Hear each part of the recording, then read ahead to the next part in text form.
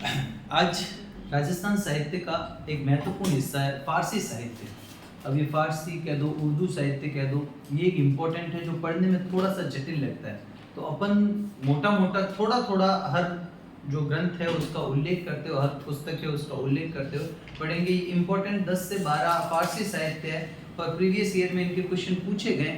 अब इनमें वैसे तो फारसी साहित्य तो बहुत सारा लिखा हुआ है, लेकिन अपन वो फारसी साहित्य पढ़ेंगे जो कहीं ना कहीं राजस्थान से जुड़ा हुआ है। क्लियर? ठीक है, तो चलो अपन फारसी साहित्य को देखते जाते हैं। आपको मैं एक मोटा मोटा बता देता हूँ कि भारत पर जो है सबसे पहले 712 ईस्वी में सबसे पहले अरब आक्रमण हुए और यहाँ से लेकर 1857 की क्रांति तक भी अगर अपन बात करें तो भारत पर मुस्लिम सत्ता रही थी। 712 में पहला आक्रमण और 1857 तक मुस्लिम सत्ता। लास्ट जो बहादुर शाह द्वितीय जिसको अपन कहते हैं उनके शासन तक यहाँ पर मुगल सत्ता जो रही है। बीच में मुगल सत्ता, कुछ काल दिल्ली सल्तनत काल का, कुछ गौरी वंश का, कुछ गजनी वंश का। मोटे मोटे तौर पर अपन देखें तो 1192 में महमूद गोरी जो है उसकी जीत से लेकर और 1857 तक ये मुस्लिम सत्ता का काल है। लेकिन फिर भी पहला अटैक अगर देखें सर, अपन यहाँ से इन ग्रंथों को लेकर चलेंगे, किस किस प्रकार से वो राजस्थान से जुड़े हो उसकी चर्चा करेंगे। तो पहला हेडिंग डालते हैं हम फारसी साहित्य। फारसी साहित्य इंपॉर्टेंट है। फारसी साहित्य बोल दो, उर्दू साहित्य बोल दो, ठीक है, इसकी चर्चा कर लेते हैं। सबसे पहला एक ग्रंथ आता है, उस ग्रंथ का नाम है तारीख एक ग्रंथ आता है तारीख हिंद। कोई डाउट हो तो पूछते जाना, ठीक है। तारीख हिंद, इस पुस्तक को किताबुल हिंद भी कहा जाता है, किताबुल हिंद। इसके रचयिता जो है, इसके रचयिता का नाम है अल बरूनी। आया हुआ सवाल, तारीख हिंद या किताबुल हिंद जो है उसके रचयिता कौन है? अल बरूनी। आपने एक वंश देखा होगा, गजनी वंश, गजनवी वंश, सॉरी, महमूद गजनवी, जिसने भारत पर टोटल 17 बार आक्रमण किया है। उस महमूद गजनवी का ये दरबारी विद्वान है, कौन? अल बरूनी। और ये महमूद गजनवी का दरबारी विद्वान है। इसमें पूरी महमूद गजनवी के बारे में अगर डिटेल का कोई स्रोत है तो वो ग्रंथ कौन सा है? तारीख हिंद या किताबुल हिंद। रचयिता कौन है? अल बरूनी। कौन है ये? महमूद गजनवी का, महमूद गजनवी का दरबारी। और इसमें जानकारी आपको किसके बारे में मिलेगी? इसमें जानकारी मिलेगी महमूद गजनवी की, महमूद गजनवी।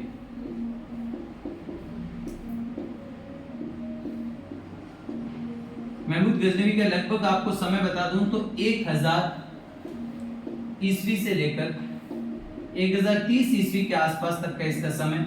इसने भारत पर कुल 17 बार अटैक किया।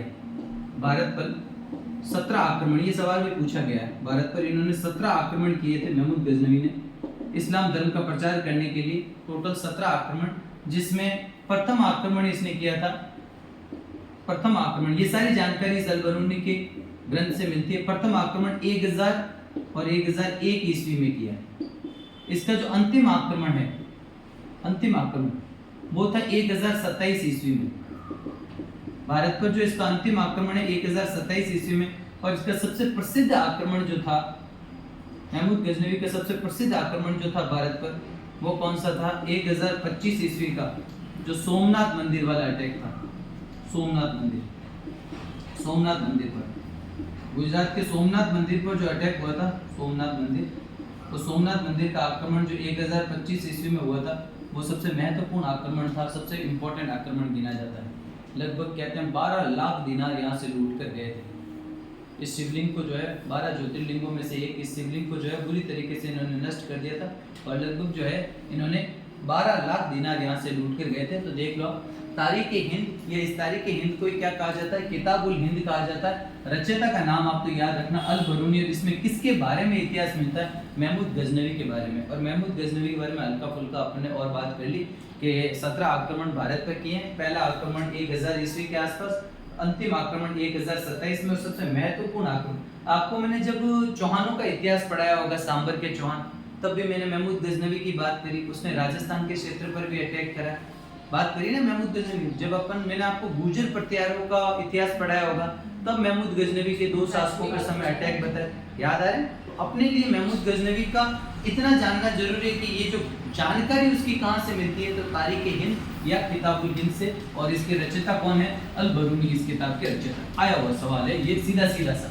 दूसरी एक पुस्तक आती है, इस पुस्तक का नाम है तारीख दूसरी पुस्तक आती है, उस पुस्तक का नाम है तारीख यामीनी। तारीख यामीनी किसने लिखी है? इसे लिखता याद रख लो।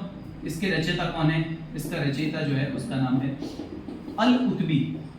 क्या नाम है? अल उतबी। अल उतबी, अल उतबी द्वारा लिखा गया है ग्रंथ। और इसमें जानकारी किस किस के बारे में मिलती है? फिर से गजनवी वंश, इसमें जानकारी मिलती है सुबुक्तगीन और उसके पुत्र महमूद गजनवी के बारे में। सुबुक्तगीन व उसके पुत्र महमूद गजनवी के बारे में, महमूद गजनवी के बारे में। तो याद रखना, गजनवी के बारे में जो किताबें अपन को जानकारी देती है उसमें एक तो आपकी है किताबुल हिंद, जिसे तारीख ए हिंद भी कहते हैं, और एक किताब है जिसका नाम है तारीख यामीनी। एक किताब राजस्थान इतिहास में भी काफी पूछी जाती है, रिसेंट ईयर में खूब पूछी गई है। इस किताब का नाम याद रखना, किताब का नाम है ताजुल मासिर। मैं आपको उसी क्रम में बताऊंगा जिस क्रम में ये घटनाएं घटी। ठीक है, ताजुल मासिर एक किताब है और ये लिखी है हसन निजामी ने। इस पुस्तक को लिखने वाले का नाम क्या? हसन निजामी।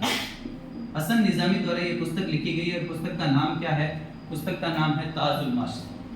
इस पुस्तक के अंदर दिल्ली के सल्तनत काल की जानकारी है।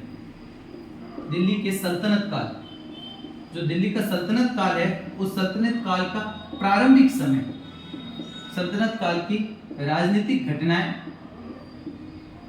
घटनाएं जो है वो देखने को मिलती है। और वो भी कहां से कहां तक? केवल 1992, यानी कि जब मोहम्मद गोरी ने जो पृथ्वीराज को पराजित किया और मुस्लिम सत्ता की स्थापना करी भारत में, वहां से लेकर और 1228 ईस्वी तक का जो समय, इल्तुतमिश का जो समय, आप सबने 1228-27 का एक युद्ध देखा, भूताला का युद्ध, वहां तक की जानकारी जो है वो ताजुल मासिर में मिलती है।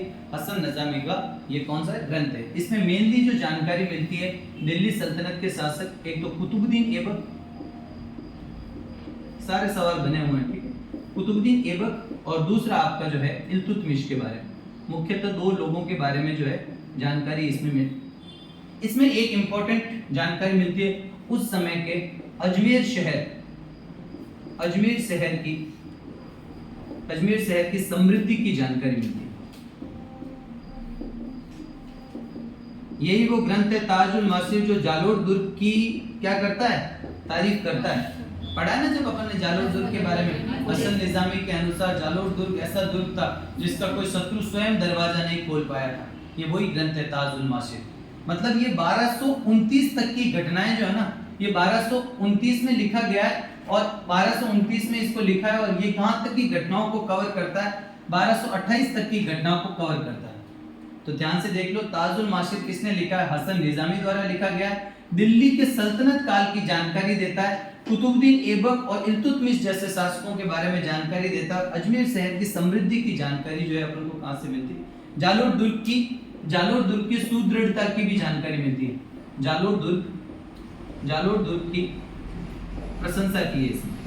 जालोर दुर्ग की प्रशंसा जो है इसमें की गई है। तो ये भी आप याद रख लेना। कौन सा ग्रंथ है? हसन निजामी का ग्रंथ है। ग्रंथ का नाम है ताजुल मासिर। एक और ग्रंथ आता है जिसका नाम है, एक ग्रंथ और आता है जिसका नाम है तबकात ए नाशिरी। पढ़ा ये भी आपने? किसने लिखा बता दो? तबकात ए नाशिरी। जब जालोर का अपन ने चौहान वंश पढ़ा है तब इसकी भी चर्चा करिए। तबकात ए नाशिरी कौन बताएगा? तबकात ए नाशिरी, ये ग्रंथ लिखने वाले का नाम है काजी मिनहाज उस सिराज। मिनहाज आया हुआ ये भी सवाल, मिनहाज उस सिराज, काजी मिनहाज उस सिराज। ये दोनों ही इंपॉर्टेंट डाल देना, दोनों ही पूछे गए। एक तो ताजुल मासिर भी पूछा गया और एक तबकात ए नासिरी। इसको लिखने वाला कौन है? मिनहाज उस सिराज। इसमें कहां तक की घटनाओं को इंक्लूड किया? 1260 तक की घटना, 1260 तक की घटनाओं को जो है, घटनाओं को इसमें लिया गया।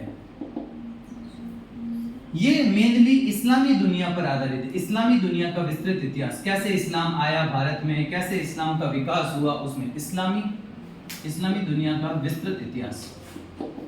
इसमें डिटेल इतिहास है इस्लाम के बारे में, विस्तृत इतिहास।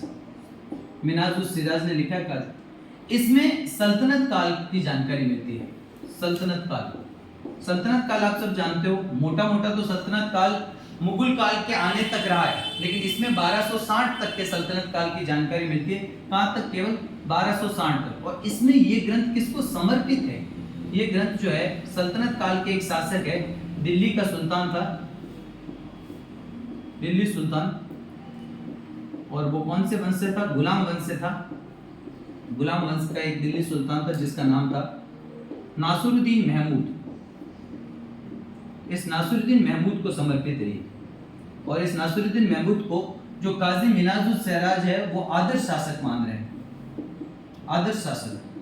उसका एक कारण बताया इन्होंने कि ये व्यक्ति जो है टोपी सीखकर अपना जीवन निर्वाह करता था। मतलब राजा होते हुए, शासक होते हुए भी केवल टोपी सीखकर जो है अपना जीवन निर्वाह करता था। टोपी सीखकर अपना जीवन निर्वाह, मतलब राजकोष से ये पैसे नहीं लेता था, खुद का काम खुद करके वहां से जो आमदनी होती थी उसी से अपना खर्च चलाता था। तो ऐसे शासक को इन्होंने आदर्श शासक कहा, नासिरुद्दीन महमूद। इस ग्रंथ में हमें जालोर और नागौर आक्रमण की जानकारी, अगर आपने जालोर व नागौर आक्रमण की, जालोर और नागौर पर मुस्लिम आक्रमण की जानकारी आपको याद आ रहा हो तो मैंने जालोर का जब इतिहास पढ़ाया तब मैंने नासिरुद्दीन महमूद के अटैक बताया। कौन बताएगा? कौन से शासक के समय बताया? उदय सिंह के समय? अलाउद्दीन खिलजी से पहले, अलाउद्दीन खिलजी से पहले सामंत सिंह के समय। हाँ, सामंत सिंह के समय अपन ने बात करी थी। अपन ने बोला था कि चाचिंग देव के समय किसी के अटैक नहीं हुए, बताया ना, याद है? तो उसके समय जो है ये जालोर पर और नागौर पर मुस्लिम आक्रमण हुए। नासिरुद्दीन और बलबन की बात की होगी, एक बलबन शासक की बात की होगी। वो इसमें एक और जानकारी मिलती है कि जो उत्तर पूर्वी राजस्थान है ना, उस उत्तर पूर्वी राजस्थान को क्या कहा गया? मेवात कहा गया। तो ये सारी बातें आप याद रख लेना, मेन बातें, मेवात कहा गया। तो ये ग्रंथ भी आपको पता होना चाहिए, बार बार अपन पढ़ते हैं। तबाकत ए नाशिरी ग्रंथ है, लिखने वाले लेखक का नाम है काजी मिनाजुस सिराज। उन 1260 तक की घटनाओं को शामिल किया है। इस्लाम के ऊपर ये ग्रंथ लिखा गया है, सल्तनत काल के ऊपर लिखा गया है, और सल्तनत काल में भी कहां तक? 1260 तक की घटनाओं को इसमें लिया गया है। मतलब ये पुराने ग्रंथ चल रहे हैं, अभी तक अपन पहुंचे ही नहीं है। अभी तो खिलजी का, जो खिलजी वंश भी आना, मतलब आपको मैं मोटा मोटा एक बार इधर लिख देता हूँ सल्तनत काल कौन सा है, ताकि आपको पता रहे। सल्तनत काल में टोटल कितने वंश आए? 5 वंश। सल्तनत काल में कितने वंश आए? टोटल 5 वंश। सबसे पहला जो वंश आया उसका नाम है गुलाम वंश। सल्तनत काल के अंदर 5 वंश आए। पहला वंश आया गुलाम वंश। गुलाम वंश के बाद में आया सा खिलजी वंश। कौन सा वंश है? खिलजी वंश। खिलजी वंश के बाद में एक वंश आया जिसका नाम है तुगलक वंश। तुगलक वंश। तुगलक वंश के बाद में एक वंश आया जिसका नाम है सैयद वंश। कौन सा है? सैयद वंश। और सैयद वंश के बाद में लास्ट में जो आया वो कौन सा था? लोधी वंश। इसके बाद में मुगल काल शुरू हो जाएगा। ठीक है, तो ये 5 वंश जो है वो आए। अगर समय मोटा मोटा बता दूं तो 1206 में कुतुबुद्दीन ऐबक ने स्थापना करी। 1290 तक का समय जो है वो गुलाम वंश है। खिलजी की अगर अपन बात करें तो 1290 से लगभग 1320 तक का समय है। तुगलक वंश 1320 से 1400 के आसपास तक है, 1414। सैयद वंश 1414 से लेकर 1451 ईस्वी तक का समय, और 1451 से लेकर और 1526 तक का जो समय है ये पूछा जाता है, कई बार मिलान कराया जाता है। तो मोटा मोटा ये मैंने आपको बता दिया है इन वंश, ताकि आपको थोड़ा बहुत आइडिया रहे कि अभी अपन कहाँ चल रहे हैं। अभी अपन सिर्फ गुलाम वंश के ग्रंथों तक का उल्लेख कर रहे हैं। ये सारे जो 5 वंश है इसको सल्तनत काल कहलाता है। यहाँ पर जब शासक होता था उसको क्या कहते थे? सुल्तान। इसके बाद में जो शासक हुआ उनको बादशाह कहते हैं। जो मुगल काल है वहां पर जो शासक हुआ ना, मुस्लिम शासक, उसको बादशाह कहते थे, पहले सुल्तान कहते थे। मैं बोला ना नासिरुद्दीन मोहम्मद, चाचिंग देव से पहले उदय सिंह के समय गियासुद्दीन बलबन ने आक्रमण किया था। गियासुद्दीन बलबन ने नहीं, समर सिंह नहीं बोल रहा हूं मैं, सामंत सिंह के समय गियासुद्दीन बलबन, नासिरुद्दीन, हां बिल्कुल सही, हां उदय सिंह के समय, उदय सिंह के समय 1260 ईस्वी में उदय सिंह के समय इनके जो है आक्रमण किया गया। उदय सिंह के समय जालोर के शासक चाचिंग देव के समय कोई आक्रमण नहीं, और सामंत सिंह के समय एक तो बलबन और एक जलालुद्दीन खिलजी। बिल्कुल सही बात है। चलो ठीक है, तो ये आपके पास में आता है। तबकात नासिरी, काजी मिनाजुस सिराज ने लिखा है 1260 तक की घटना, मतलब कौन से टाइम में आ रहा है? गुलाम वंश के शासक किसको समर्पित है? नासिरुद्दीन महमूद को। जालोर राजस्थान से रिलेटेड इसमें क्या जानकारी है? एक तो मुस्लिम आक्रमणों की, जालोर व नागौर पर मुस्लिम आक्रमणों की जानकारी, और राजस्थान का जो उत्तरी पूर्वी राजस्थान है उसके लिए मेवात शब्द का प्रयोग इसमें किया गया। ये बात आप जानकारी याद। तो अभी तक अपन ने 4 ग्रंथ की बात करी है। एक ग्रंथ पढ़ा अपन ने किताब उल हिंद या तारीख उल हिंद, अल बरूनी ने लिखा, महमूद गजनवी की उसमें जानकारी मिलती है। एक ग्रंथ अपन ने पढ़ा तारीख ए यामिनी, अल उतबी ने लिखा, उसमें भी महमूद गजनवी और उसके पिता सुबुक्तगीन की जानकारी। एक ग्रंथ अपन ने पढ़ा ताजुल माशिर, और ताजुल माशिर हसन निजामी ने मिला है, जिसमें राजस्थान के बारे में भी जालोर दुर्ग की प्रशंसा भी की गई है, वो जानकारी है। इसके अलावा सल्तनत काल में 1228 तक की जानकारी अपन को मिलती है। फिर अपन ने ग्रंथ की बात करी, कौन सा था? तबकात नाशिरी, और तबकात नाशिरी किसके द्वारा लिखा गया? काजी मिनाजुस सिराज। देखो नाम तो याद करने पड़ेंगे क्योंकि रिसेंट एग्जाम में पूछे गए। मिनाजुस सिराज ने लिखा, इसमें सल्तनत काल का जो प्रारंभिक है 1260 तक का इतिहास, उसकी जानकारी है, जिसमें जालोर व नागौर पर मुस्लिम आक्रमणों की जानकारी है, और उत्तरी पूर्वी राजस्थान के लिए इन्होंने कौन सा? मेवात शब्द का प्रयोग किया है। और ये ग्रंथ किसको समर्पित है? ये ग्रंथ जो है नासिरुद्दीन महमूद, जो सल्तनत काल का एक शासक हुआ, उसको आदर्श शासक माना है। जैसे बाद में अपन आलमगीर यानी कि अपन औरंगजेब के बारे में पढ़ेंगे कि किस प्रकार औरंगजेब भी अपना खर्चा खुद चलाता था, वैसे ये नासिरुद्दीन महमूद भी टोपी सीखकर अपना स्वयं का खर्चा चलाता। ये कुछ ग्रंथ की बात। एक ग्रंथ है जो एग्जाम में और पूछा जाता है, उसका नाम है मिफ्ताह उल फतूह। मिफ्ताह उल फतूह, ये सारे पूछे गए हैं। 10 से 12 ग्रंथों की अपन बात करेंगे, 15 ग्रंथों की। मिफ्ताह उल फतूह, और मिफ्ताह उल फतूह किसने लिखा है? आमिर खुसरो ने।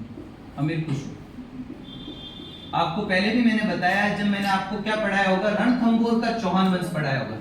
इसमें किसके बारे में जानकारी मिलती है? खिलजी संस्थापक, खिलजी वंश के संस्थापक, खिलजी वंश के जलालुद्दीन खिलजी, जेके शॉर्ट में, जलालुद्दीन खिलजी, जलालुद्दीन खिलजी की जानकारी, जलालुद्दीन खिलजी के रणथंभौर आक्रमणों की जानकारी और अन्य आक्रमणों की जानकारी। मतलब मेनली ये फोकस किस पर है? ये मेनली जो आपका फोकस है वो जलालुद्दीन खिलजी पर है। तो याद रखना, रणथंभौर आक्रमण की जानकारी जो है वो भी मिलती है इसमें। राजस्थान में और भी कई जलालुद्दीन ने आक्रमण किए, तो उन सब की जानकारी कहाँ से मिलती है?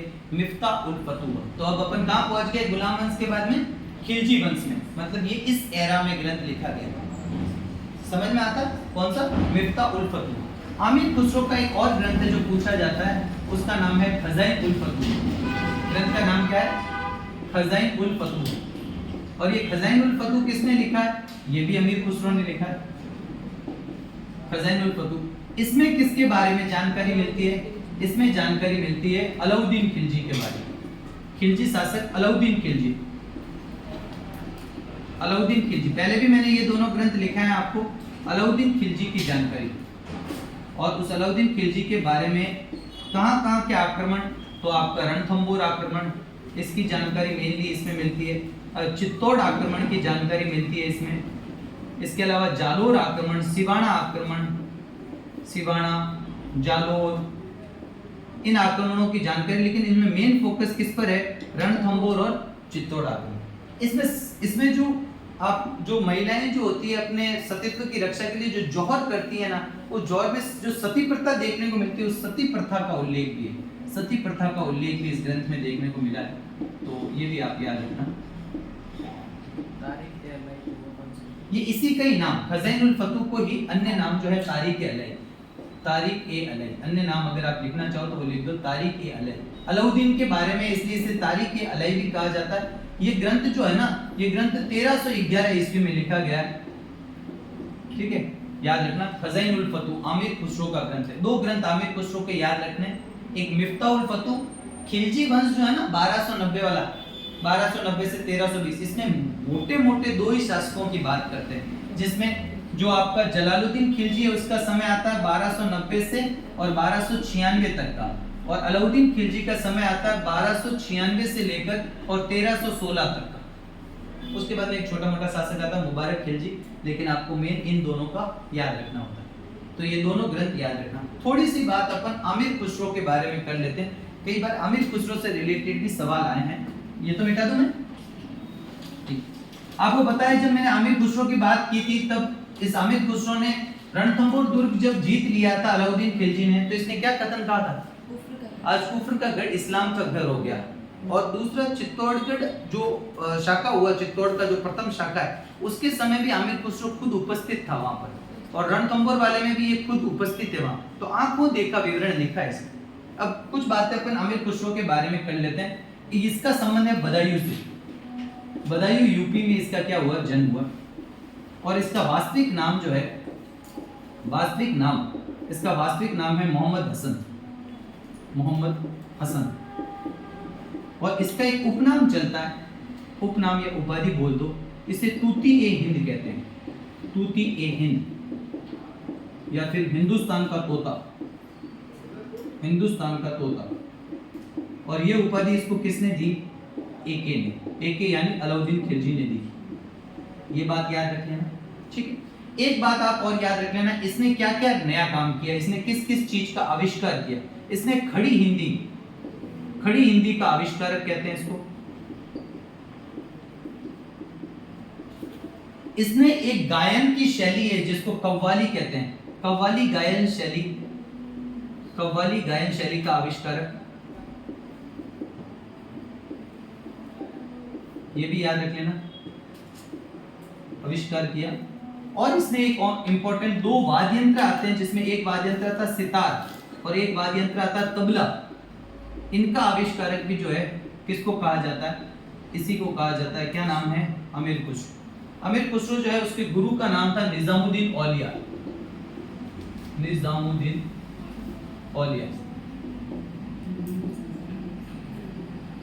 ये बातें आप याद रख लेना।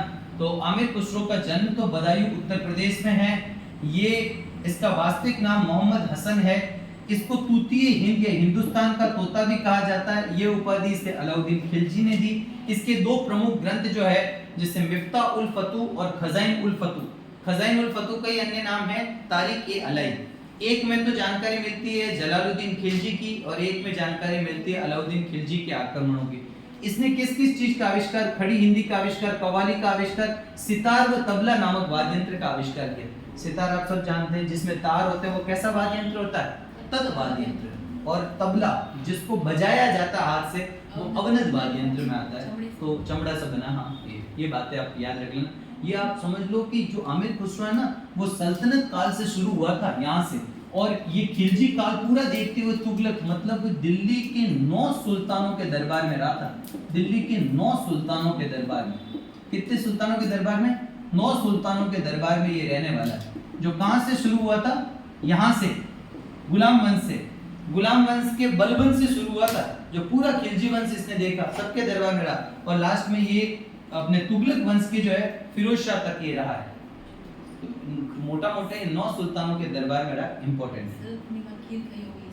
अच्छा, उम्र बढ़ गई हो, चलिए ठीक है, ये बात भी आपने देखी, इंपॉर्टेंट बात है। जो एग्जाम में पूछे गए उन सवालों को अपन को देखना है। एक ग्रंथ और आता है, उसका नाम है तारीख फिरोज शाह। ये सारे जो राजस्थान एग्जाम में पूछे गए अपने को वो याद रख लें। ऐसे तो फारसी ग्रंथ खूब है, सैकड़ों की संख्या में फारसी ग्रंथ लिखे गए भारत में, लेकिन अपन को जो मेन याद रखना है उसमें एक ग्रंथ आता है तारीख फिरोज शाह, जिनका राजस्थान से कोई ना कोई संबंध रहा है। तुगलक वंश का शासक था जिसका नाम था फिरोज शाह तुगलक।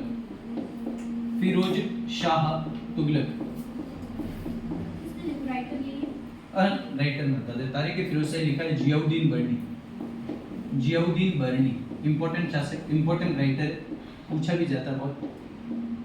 जियाउद्दीन बर्नी ने लिखा है तारीख फिरोज शाह। तुगलक वंश के फिरोज शाह तुगलक की जानकारी मिलती है इसमें। किसकी जानकारी मिलती है? फिरोज शाह तुगलक की जानकारी इसमें मिलती है। इसमें एक और जानकारी मिलती है, जो अलाउद्दीन है ना, अलाउद्दीन की आर्थिक नीति की जानकारी, अलाउद्दीन खिलजी की जो आर्थिक नीति, अलाउद्दीन खिलजी ने खूब काम किया, ठीक है। आर्थिक नीति कैसे, किसमें काम किया? बाजार नियंत्रण में इसने बहुत इंपॉर्टेंट काम किया था, ठीक है। राजस्व प्रणाली को सुधारने में इसने बहुत इंपॉर्टेंट काम किया था दिल्ली में। इसका बाजार नियंत्रण प्रणाली की तो चर्चा होती थी, तो इसकी जो आर्थिक नीति है, जो इकोनॉमिक पॉलिसी है, उसका उल्लेख कौन से ग्रंथ में मिलता है? तारीख ए फिरोज शाही। मेनली फोकस किस पर है? ये फिरोज शाह पर। अपने सल्तनत काल में कौन सा वंश? तुगलक वंश। तुगलक वंश का शासक फिरोज शाह तुगलक। ये आप लगभग देख लो, आपको मैंने बताया होगा लूट करण जो अपना जैसलमेर में है, उसमें एक आक्रमण इसके समय में हुआ था। जैसलमेर का जो थर्ड नहीं, जैसलमेर का अर्ध हुआ वो 1550 में हुआ। सेकंड शाखा, पहला शाखा अलाउद्दीन खिलजी के आक्रमण हुआ, दूसरा शाखा फिरोज शाह तुगलक के आक्रमण के समय हुआ। जैसलमेर के जो 2.5 शाखे गिने जाते हैं ना, थर्ड तो हुआ ही नहीं, 2.5 शाखा। अरे हाँ, मैं सेकंड शाखा की बात कर रहा हूँ। तो ये मतलब जो जैसलमेर के सेकंड शाखा के समय आक्रमण किसका था? इसका था। एक बार जब अपन ने संत पीपा पढ़ा था, तब मैंने बताया था संत पीपा ने फिरोज शाह तुगलक की सेना को पराजित किया था। तो मतलब ये उस टाइम के आसपास का है फिरोज शाह तुगलक। याद रह जाए? हाँ, चरणदास जी अब मिलो मत। चरणदास जी बहुत आगे हैं। चरणदास जी करेंगे सन 1739 की, ये चल रही है बात 1300 की। ऐसे मिलाओ मत आपस में बातें, ठीक है? तारीख है फिरोज शाही। थोड़ा बहुत आपको ध्यान रहना चाहिए कि किसके बारे में, मेन तो आपको ऑथर याद रखना है। कौन है? जियाउद्दीन बर्नी। जियाउद्दीन बर्नी का एक अन्य ग्रंथ और याद रख लेना, इसका एक अन्य ग्रंथ है, वो भी पूछा जाता है। और उसका अन्य ग्रंथ का नाम क्या है? उसका नाम है, एक ग्रंथ है जिसका नाम है फतवा ए जहांदारी। फतवा ए जहांदारी, फतवा ए जहांदारी, मिक्स मत करो, ठीक है? फतवा ए जहांदारी। एक और ग्रंथ आता है जिसका नाम है तारीख ए मुबारक शाही। ये सारे एग्जाम में आए हुए हैं, ठीक है? मुबारक, तारीख ए मुबारक शाही। और तारीख ए मुबारक शाही किसने लिखा है? ये लिखा है यहिया बिन अहमद सरहिंदी। यहिया बिन अहमद सरहिंदी द्वारा लिखा गया एक ग्रंथ है, और ग्रंथ का नाम है तारीख ए मुबारक शाही। ये दिल्ली के अंदर जो सैयद वंश है ना, उसका जानकारी का एकमात्र स्रोत कहा जाता है। तो सैयद वंश की जानकारी का एक महत्वपूर्ण स्रोत, सैयद वंश के बारे में जो जानकारी अपन को मिलती है ना, 1414 से 1451 तक का जो वंश चला है, उस सैयद वंश की जानकारी का महत्वपूर्ण स्रोत है। महत्वपूर्ण स्रोत है सैयद वंश के बारे में जो जानकारी मिलती है, उसका मेन जो सोर्स है, वो मेन सोर्स कौन सा माना जाता है? वो माना जाता है। और इसमें सैयद वंश के शासक मुबारक शाह के बारे में, मुबारक शाह के बारे में, मुबारक शाह के बारे में, ठीक है? इसमें लगभग आप 1192 से लेकर और 1451 के आसपास तक का इतिहास जो है वो जानकारी आपको मिलती है। इस मुबारक शाह के एक राजस्थान के अंदर जो है आपका मेवात पर अभियान हुआ था, उसकी जानकारी, मेवात अभियान की जानकारी भी जो है। तो ये बात आप याद रख लेना। ये अपन सल्तनत काल में चल रहे हैं, अभी मुगल काल में नहीं आए। तो सल्तनत काल के अंदर अपन का तारीख ए मुबारक शाही, यहिया बिन अहमद सरहिंदी का ग्रंथ है। सैयद वंश की जानकारी मिलती है, सैयद वंश के शासक मुबारक शाह के बारे में जानकारी मिलती है। सैयद वंश की जानकारी का एकमात्र स्रोत या महत्वपूर्ण स्रोत कहा जाता है इसे। और 1192 जब अपने मोहम्मद गोरी ने पृथ्वीराज को हराया, वहां से लेकर और सैयद वंश तक की जानकारी इसमें मिलती है। जो मेन फोकस किसको कर रखा है? सैयद वंश को। तो ये यार, तो देखो अपन ने क्या पढ़ा, बहुत आसानी से आप याद रखना, अंदर की बात आप याद रख लोगे। अपन पहले आए गजनी काल में, जो गजनवी जो वंश था उसके बारे में। गजनी वंश से अपन ने दो ग्रंथों की बात करी। एक बात करी अपन ने तारीख ए हिंद, जिसको अपन ने किताबुल हिंद का लिखा अल बरूनी ने, महमूद गजनवी की जानकारी। फिर एक पुस्तक और पढ़ी जिसका नाम दिया तारीख ए यामीन। पुस्तक लिखने वाले का नाम है अल उतबी। किसका? दरबारी विद्वान महमूद गजनवी और सुमुक्तगीन का जानकारी हो गई। फिर अपन ने ग्रंथ आ गए दो जो इंपॉर्टेंट ग्रंथ है, जिनसे राजस्थान एग्जाम में कई बार पूछे। एक तो ताजुल माशिद हसन निजामी का, जिसमें सल्तनत काल का प्रारंभिक इतिहास मिलता है, शुरुआत का, जो गुलाम वंश तक का। तो वो जानकारी अपन ने देख ली। उसमें अजमेर की समृद्धि के बारे में, उस समय अजमेर कितना समृद्ध शहर हुआ करता था, उसकी जानकारी मिलती। फिर एक ग्रंथ अपन ने कौन सा देख लिया? अपन ने लिख दिया तबकात ए नाशिरी, वो लिखा था काजी मिनाजुस सिराजी। उसमें मेन किसको समर्पित किया है? सल्तनत काल के गुलाम वंश के शासक नासुरुद्दीन महमूद, उसको आदर्श शासक, इस्लाम के ऊपर लिखा हुआ ग्रंथ है। राजस्थान के बारे में दो जानकारी, जालोर और नागौर आक्रमणों की जानकारी, और उत्तरी पूर्वी राजस्थान के मेवात क्षेत्र के बारे में जानकारी मिली। फिर अपन सीधा कहां पर आ गए, खिलजी वंश में। दो ग्रंथ अपन ने खिलजी वंश से बात करी, दोनों ही आमिर खुसरो ने लिखा। एक लिखा मिफ्ताहुल फतूह और एक खजाइनुल फतूह। मिफ्ताहुल फतूह तो जलालुद्दीन और खजाइनुल फतूह अलाउद्दीन के बारे में। इस अलाउद्दीन वाले ग्रंथ खजाइनुल फतूह में हमें सती प्रथा की जानकारी भी मिलती है और इस ग्रंथ को तारीख अलई भी कहा जाता है। 1311 के आसपास में लिखा गया। जालोर और रणथंबोर, चित्तौड़ आदि आक्रमणों की जानकारी ये इंपॉर्टेंट हो गया। फिर अपन ने थोड़ी बात अमीर खुसरो से पढ़ी कि कौन है अमीर खुसरो, अगर सवाल पूछ ले तो। फिर अपन अमीर खुसरो के बाद में कौन से वंश में आ गए, तुगलक वंश का एक ग्रंथ देख लिया जो उसका नाम है तारीख फिरोज शाही। और जो फिरोज शाह है उस फिरोज शाह के बारे में जानकारी मिलती है। अलाउद्दीन के आपके आर्थिक नीतियों की जानकारी मिलती है। लिखने वाले लेखक का नाम है जियाउद्दीन बनी। जियाउद्दीन का एक और ग्रंथ है जिसका नाम है फतवा-ए-जहादर। फिर तुगलक वंश के बाद में सैयद वंश का एक ग्रंथ देख लिया, ग्रंथ का नाम है तारीख-ए-मुबारक शाही। तुगलक अपने सैयद वंश के शासक मुबारक शाह की जानकारी और सैयद वंश की जानकारी का महत्वपूर्ण स्रोत है इस वंश की जानकारी। 1192 से लेकर और सैयद वंश तक की संपूर्ण जानकारी देता है ग्रंथ। और कहता है मुबारक शाह ने जो है अपना मेवात क्षेत्र राजस्थान के उसमें भी अपना एक अभियान चलाया था, एक आक्रमण किया था, उसकी जानकारी भी इसमें। आगे बढ़ते हैं। अब आपका अगला जो वंश आ गया या अगला जो सल्तनत काल के बाद में जो बड़ा सल्तनत काल के बाद में जो बड़ा वंश आया वो कौन सा आया, मुगल वंश आया। कौन सा वंश आया, मुगल वंश। मुगल वंश। और मुगल वंश आप सब जानते हो कहां से स्टार्ट हुआ है। मुगल वंश की अगर अपन बात करें तो वो स्टार्ट हुआ है 1526 से।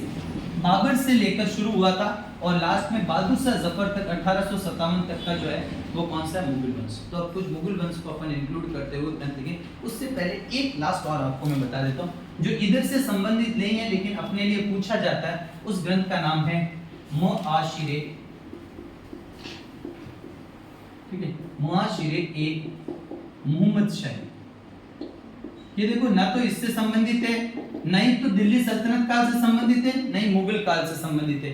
ये लिखने वाले लेखक का नाम है सियाब हाकिम। और ये ग्रंथ किसकी जानकारी देता है, ये ग्रंथ जानकारी देता है गागरोन के दूसरे शाखे की।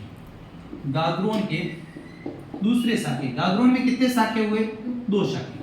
और गागरोन के दूसरे शाखे की जानकारी अपन को देता है और ये शाखा हुआ है लगभग 1444 ईस्वी पहले, ठीक है। आक्रमण किसका था, शाखा में क्या होता है, 3 चीजें होती है। ये आक्रमण था मालवा का महमूद गजनवी प्रथम, महमूद गजनवी सॉरी महमूद खिलजी, महमूद खिलजी प्रथम, सॉरी महमूद खिलजी प्रथम का आक्रमण। प्रथम सेकंड क्यों होगा यार, ये काल किसका चल रहा है, 1433 से 1468 कुंभा का काल। कुंभा ने किससे युद्ध किए हैं, खिलजी तो आएगा, महमूद खिलजी सेकंड तो आएगा सांगा के काल में। कंफ्यूज मत हो, मुझे भी कंफ्यूज करते हो, आप लोग भी कंफ्यूज होते हो, ठीक है। किसका गागरोन का युद्ध में आता नहीं, वो गागरोन का अलग युद्ध है, वो सांगा ने किया है, तो ये गागरोन का अलग है। वो गागरोन का युद्ध सांगा के सामने सेकंड, हाँ वो 1519 की बात कर रहे हैं और अभी अपन 1444 की बात कर रहे हैं। तो ये प्रथम है जिसको 6 महीने कुंभा ने कैद रखा था। सारंगपुर युद्ध वाला महमूद खिलजी है जिसके विरुद्ध कुंभा ने सारंगपुर युद्ध जीता था और उसके विजय में विजय स्तंभ बनाया था, वो वाला ये महमूद खिलजी। समझ में आया। इस समय जो शासक है गागरोन का, जिसने केसरिया किया है, उसका नाम है, गागरोन का शासक है, इसका नाम है पालनसी। कंफ्यूज मत हो, ठीक है। पालनसी, ये पालनसी अचलदास खींची का बेटा था, अचलदास खींची का पुत्र, ठीक है। और रानियों ने यहाँ पर क्या किया, ललनाओं ने जौहर जो है वो किसके द्वारा किया गया, जौहर जो किया गया वो किया गया ललनाओं द्वारा, रानियों द्वारा। रानियों को विशेष नाम तो नहीं आता, रानियों द्वारा यहाँ पर जौहर किया गया। और इसका नाम बदलकर गागरोन का नाम बदल दिया, गागरोन का नाम कर दिया मुस्तफाबाद। क्या नाम कर दिया, मुस्तफाबाद। देखो एक बार पूरी स्टोरी आपको बता देता हूँ।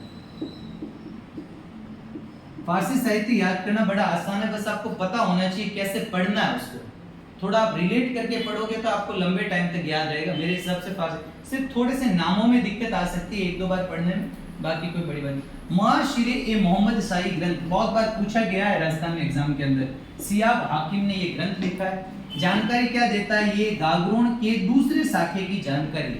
अटैक करने वाला मालवा यानी मांडू एमपी का एक शासक है जो अटैक कर रहा है। शासक नाम क्या है उसका? महमूद खिलजी प्रथम है। उस समय जिसके नेतृत्व में केसरिया हुआ है वो है पालनसी, ये अचलदास खींची और लाला मेवाड़ी का बेटा है, ठीक है।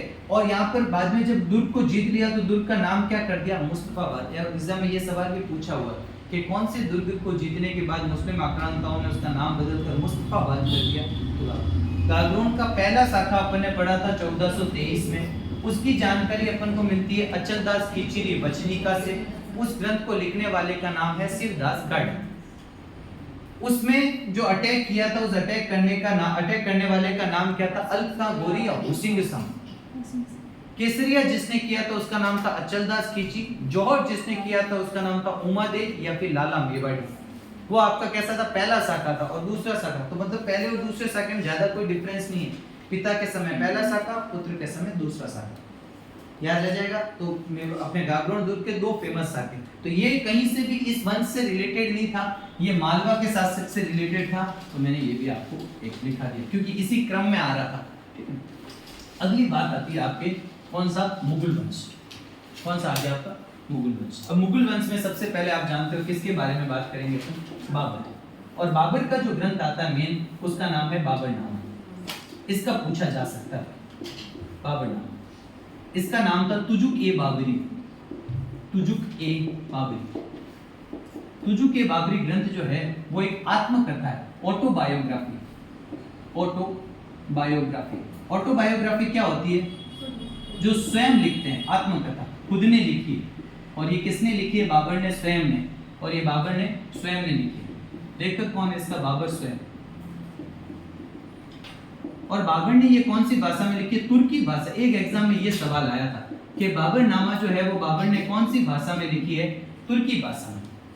तो अपन तो फारसी साहित्य की बात कर रहे हैं, तो इसका फारसी अनुवाद किसने किया है? इसका जो फारसी अनुवाद किया है वो किया है, फारसी अनुवाद किया अब्दुल रहीम खाने खाना। क्या इसका नाम सुना है कभी? अकबर के 9 रत्नों में एक है, अब्दुल रहीम खाने खाना। इसने क्या किया? इसका फारसी अनुवाद किया है, तो ये बात भी याद रख लेना। अब बाबरनामा से हमें क्या क्या जानकारी मिलेगी? देखो बाबरनामा से पहली जानकारी हमको मिलती है बाबरनामा से कि बाबर क्या कहता है कि मुझे हिंदुस्तान आने के लिए आमंत्रण किसने दिया है? राणा सांगा ने, जिस पर अभी थोड़े समय पहले रिवाज भी हुआ। ये अतर्क, मतलब इसका तर्क नहीं मिलता, असंगत बता, क्योंकि इसके अलावा बाबर के बाबरनामा के अलावा इस बात का उल्लेख और किसी ग्रंथकार ने नहीं किया, किसी समकालीन लेखक ने इस बात का उल्लेख नहीं किया। तो बाबर कहता है कि मेरे को हिंदुस्तान आने का इनविटेशन किसने दिया? राणा सांगा ने। एक बात तो ये। दूसरी बात, इसमें 2 फेमस युद्धों का डिटेल डिस्क्रिप्शन मिलता है। एक तो पानीपत का पहला युद्ध जिसमें बाबर ने किसको पराजित किया? इब्राहिम लोदी को, 1526 वाला। और एक 1527 का खानवा का युद्ध जिसमें बाबर ने किसको पराजित किया? राणा सांगा। इन 2 युद्धों ने भारत के आने वाले 500 सालों के इतिहास को चेंज कर दिया और यहाँ पर बाबर की जो है वो सत्ता है वो स्थापित हो गई। क्लियर है? तो ये अपन को याद है ना। मुगल वंश की स्थापना के 2 प्रमुख युद्ध आते हैं। तो एक तो इसमें जानकारी मिलती है, बाबर कहता है, बाबर ने कहा कि मुझे हिंदुस्तान आने का आमंत्रण, हिंदुस्तान आने का निमंत्रण जो है वो किसने दिया है? राणा सांगा ने।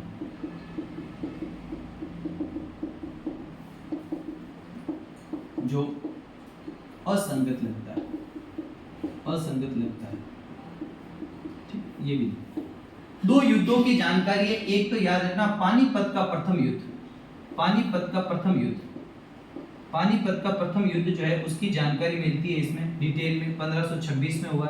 और एक खानवा का युद्ध, तो खानवा के युद्ध की जानकारी, खानवा का युद्ध, उस युद्ध की जानकारी भी हमें कौन देता है? बाबरनामा ग्रंथ देता है। अपन ने बात भी करी थी पूरी इसमें डिटेल, तो ये बात याद रख लेना। बाबरनामा किसने लिखा है? तो बाबरनामा जो है वो बाबर ने स्वयं ने लिखा है। ग्रंथ का नाम तुजुक ए बाबरी, ये इसकी आत्मकथा है।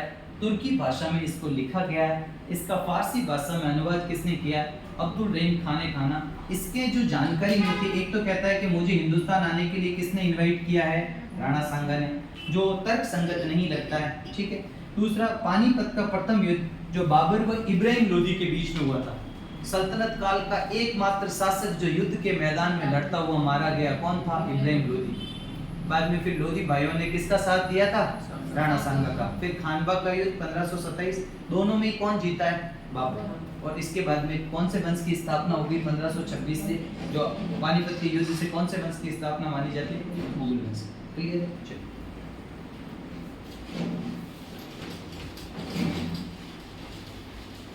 बाबर के बाद बता दो कौन आया भाई उसका बेटा? हुमायूं।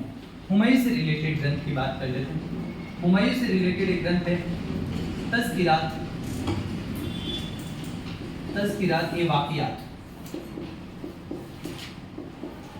तज़किरात ए वाक़ियात जो है वो लिखा है ज़ोहर आफ्ताबची ने। ये एग्जाम में पूछा गया, इसको इंपॉर्टेंट कर देना।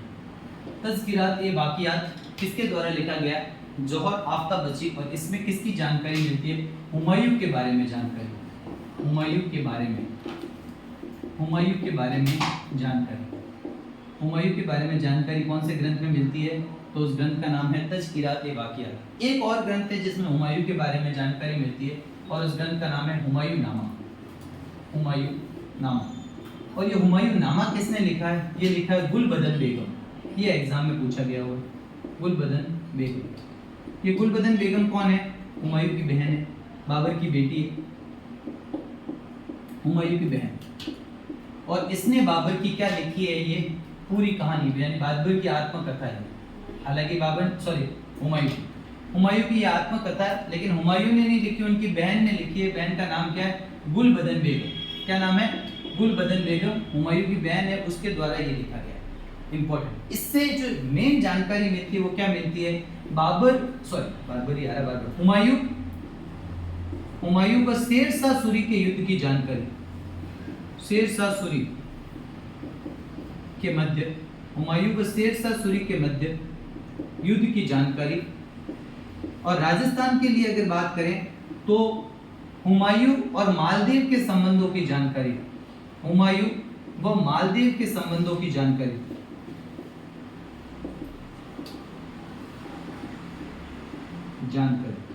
मतलब हुमायूं के मारवाड़ व मेवाड़ के साथ कैसे संबंध थे? मारवाड़ व मेवाड़ के साथ संबंधों की जानकारी। ये याद रख लेना भाई। हुमायूं के बारे में दो ग्रंथ आपको पता होने चाहिए। एक ग्रंथ आपको याद रखना है तज़किरात ए वाक़ियात, जो ज़ोहर आफ्ताबची ने लिखा है, हुमायूं के बारे में जानकारी देता है। और एक ग्रंथ है जिसका नाम है हुमायूं नामा। ये हुमायूं की पूरी बायोग्राफी है, लेकिन ऑटोबायोग्राफी नहीं है, उसने खुद ने नहीं लिखी है, बल्कि उसकी बहन गुलबदन बेगम ने लिखी है। हुमायूं किसका बेटा है? बाबर का। गुलबदन बेगम किसकी बेटी हुई? तो बाबर की। और हुमायूं की क्या होगी? बहन। इसने जो ग्रंथ लिखा है उस ग्रंथ का क्या नाम है? हुमायूं नामा। और इसमें जो डिटेल जानकारी मिलती है कि किस प्रकार से एक बाबर ने मुगल वंश की सत्ता डाली, उसका बेटा हुमायूं आया, कुछ समय तक उसने शासन किया, बढ़िया शासन किया। फिर एक अफगान उठ के आया और उसका नाम था शेरशाह सूरी। उस अफगान ने हुमायूं के साथ में दो युद्ध किए। एक युद्ध किया था फेमस चौसा का युद्ध, और एक युद्ध हुआ था कन्नौज का युद्ध। और कन्नौज के दोनों युद्ध कौन हारा? हुमायूं हार गया। और दिल्ली का शासक कौन बन गया? शेरशाह सूरी। राजस्थान में अगर आ जाते हैं तो इस समय मारवाड़ में शासक था मालदेव। याद आ रहा है? मालदेव। और अपन मेवाड़ की बात करें तो मेवाड़ में विक्रमादित्य का शासन खत्म हो रहा था, और शासन किसका शुरू हो रहा था? जो थोड़ा सा टाइम जो बनवीर का बीच में शासन चला था, ये उस टाइम की बात कर रहा हूँ। और फिर वहां पर शासन किसका आ गया था मेवाड़ के अंदर? उदय सिंह। थोड़ा रिलेट कर पा रहे हो ये कौन से एरा में आ रहे हैं? राजस्थान में अगर मारवाड़ जैसी बड़ी रियासत की बात करें तो वहाँ मालदेव का शासन है, और मेवाड़ जैसी बड़ी रियासत का बात करें तो वहाँ उदय सिंह का शासन शुरू हो रहा था 1540 में। और 1540 में कौन शासक बन गया? शेरशाह सूरी। दो युद्धों को हराकर, कौन कौन सा? एक तो चौसा का युद्ध, और दूसरा एक था कन्नौज का युद्ध। चौसा का युद्ध और कन्नौज का युद्ध, ये दोनों युद्ध जो है वो कौन हारा है? ये दोनों युद्ध हुमायूं हारा है। ये दोनों युद्ध हुमायूं हारा है। ये तो हुआ था 1539 में, और ये कब हुआ था? 1540 के बाद। तो ये दोनों युद्ध कौन हारा है? हुमायूं। शेरशाह सूरी जीता है। इसमें जानकारी मिलती है हुमायूं के बारे में। समझ में आ जाएगा? याद रह जाएगा? अभी तक अपन ने मुगल वंश में 2-3 ग्रंथों की बात करी। बाबर के समय बाबरनामा खुद बाबर ने लिखा है। कौन सी भाषा में लिखा है? ये सवाल आया था, तुर्की भाषा में। और उसका फारसी अनुवाद किसने किया? अब्दुल रहीम खान ने। एक तो जानकारी हुमायूं के बारे में, सॉरी बाबर के बारे में पूरी जानकारी, और दूसरी 2 युद्धों के बारे में जानकारी। कौन कौन सा युद्ध हो जाएगा? एक तो आपका 1526 का युद्ध है जिसको पानीपत का प्रथम युद्ध, और एक 1527 का कौन सा युद्ध है आपका? खानवा का युद्ध। और उसमें बाबर खुद क्या कह रहा है कि मुझे किसने इनवाइट किया यहाँ पर? इसके बाद में हुमायूं के बारे में इसका ग्रंथ है तज़किरात ए वाक़ियात, जो किसने लिखा है? ज़ोहर अफ्ताबची, और एक हुमायूं नामा जो किसने लिखा है? गुलबदन बेगम। इसमें किसकी जानकारी है? हुमायूं और शेरशाह सूरी के मध्य युद्ध की जानकारी। शेरशाह सूरी ने हुमायूं को 2 युद्धों में पराजित किया, एक तो चौसा के युद्ध में और एक कन्नौज के युद्ध में। दोनों युद्धों में बुरी तरीके से पराजित किया किसको? हुमायूं को। और हुमायूं को यहाँ से दिल्ली सल्तनत से भागने के लिए विवश कर दिया, और ये मारवाड़ मेवाड़ होता हुआ सीधा कहाँ? जैसलमेर होता हुआ कहाँ चला गया? अमरकोट पाकिस्तान, जहाँ उसको शरण दी, और वहीं पर बताते हैं कि अकबर का जन्म भी हुआ।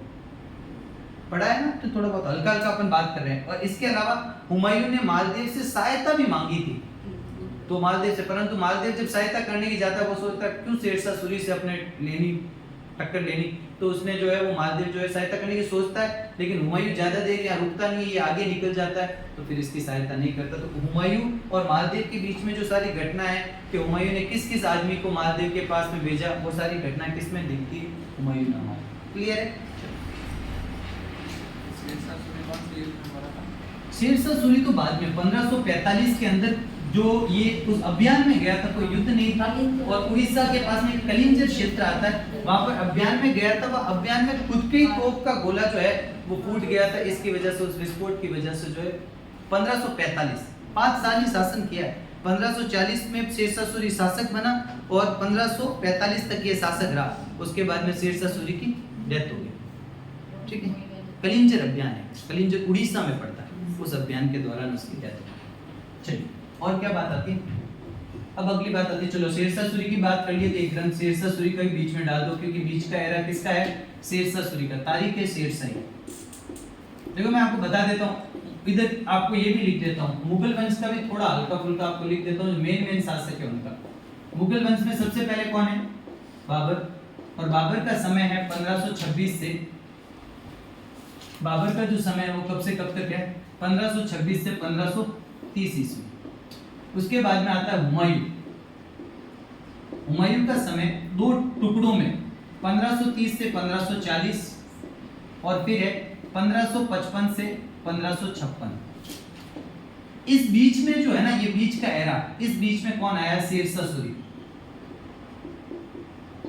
यानी सूरी वंश चला है। और सूरी वंश में शेरशाह सूरी का समय तो चला है 1540 से 1545, और बाद में उसके वंश 10 साल शासन कर। फिर आएगा अकबर। अकबर का समय है 1556 से लेकर और 1625, यहाँ तक का अभी मैं आपके लिख लेता हूँ ताकि आपके। अब अपन बात कर रहे हैं कौन सा? तारीख-ए-शेरशाही।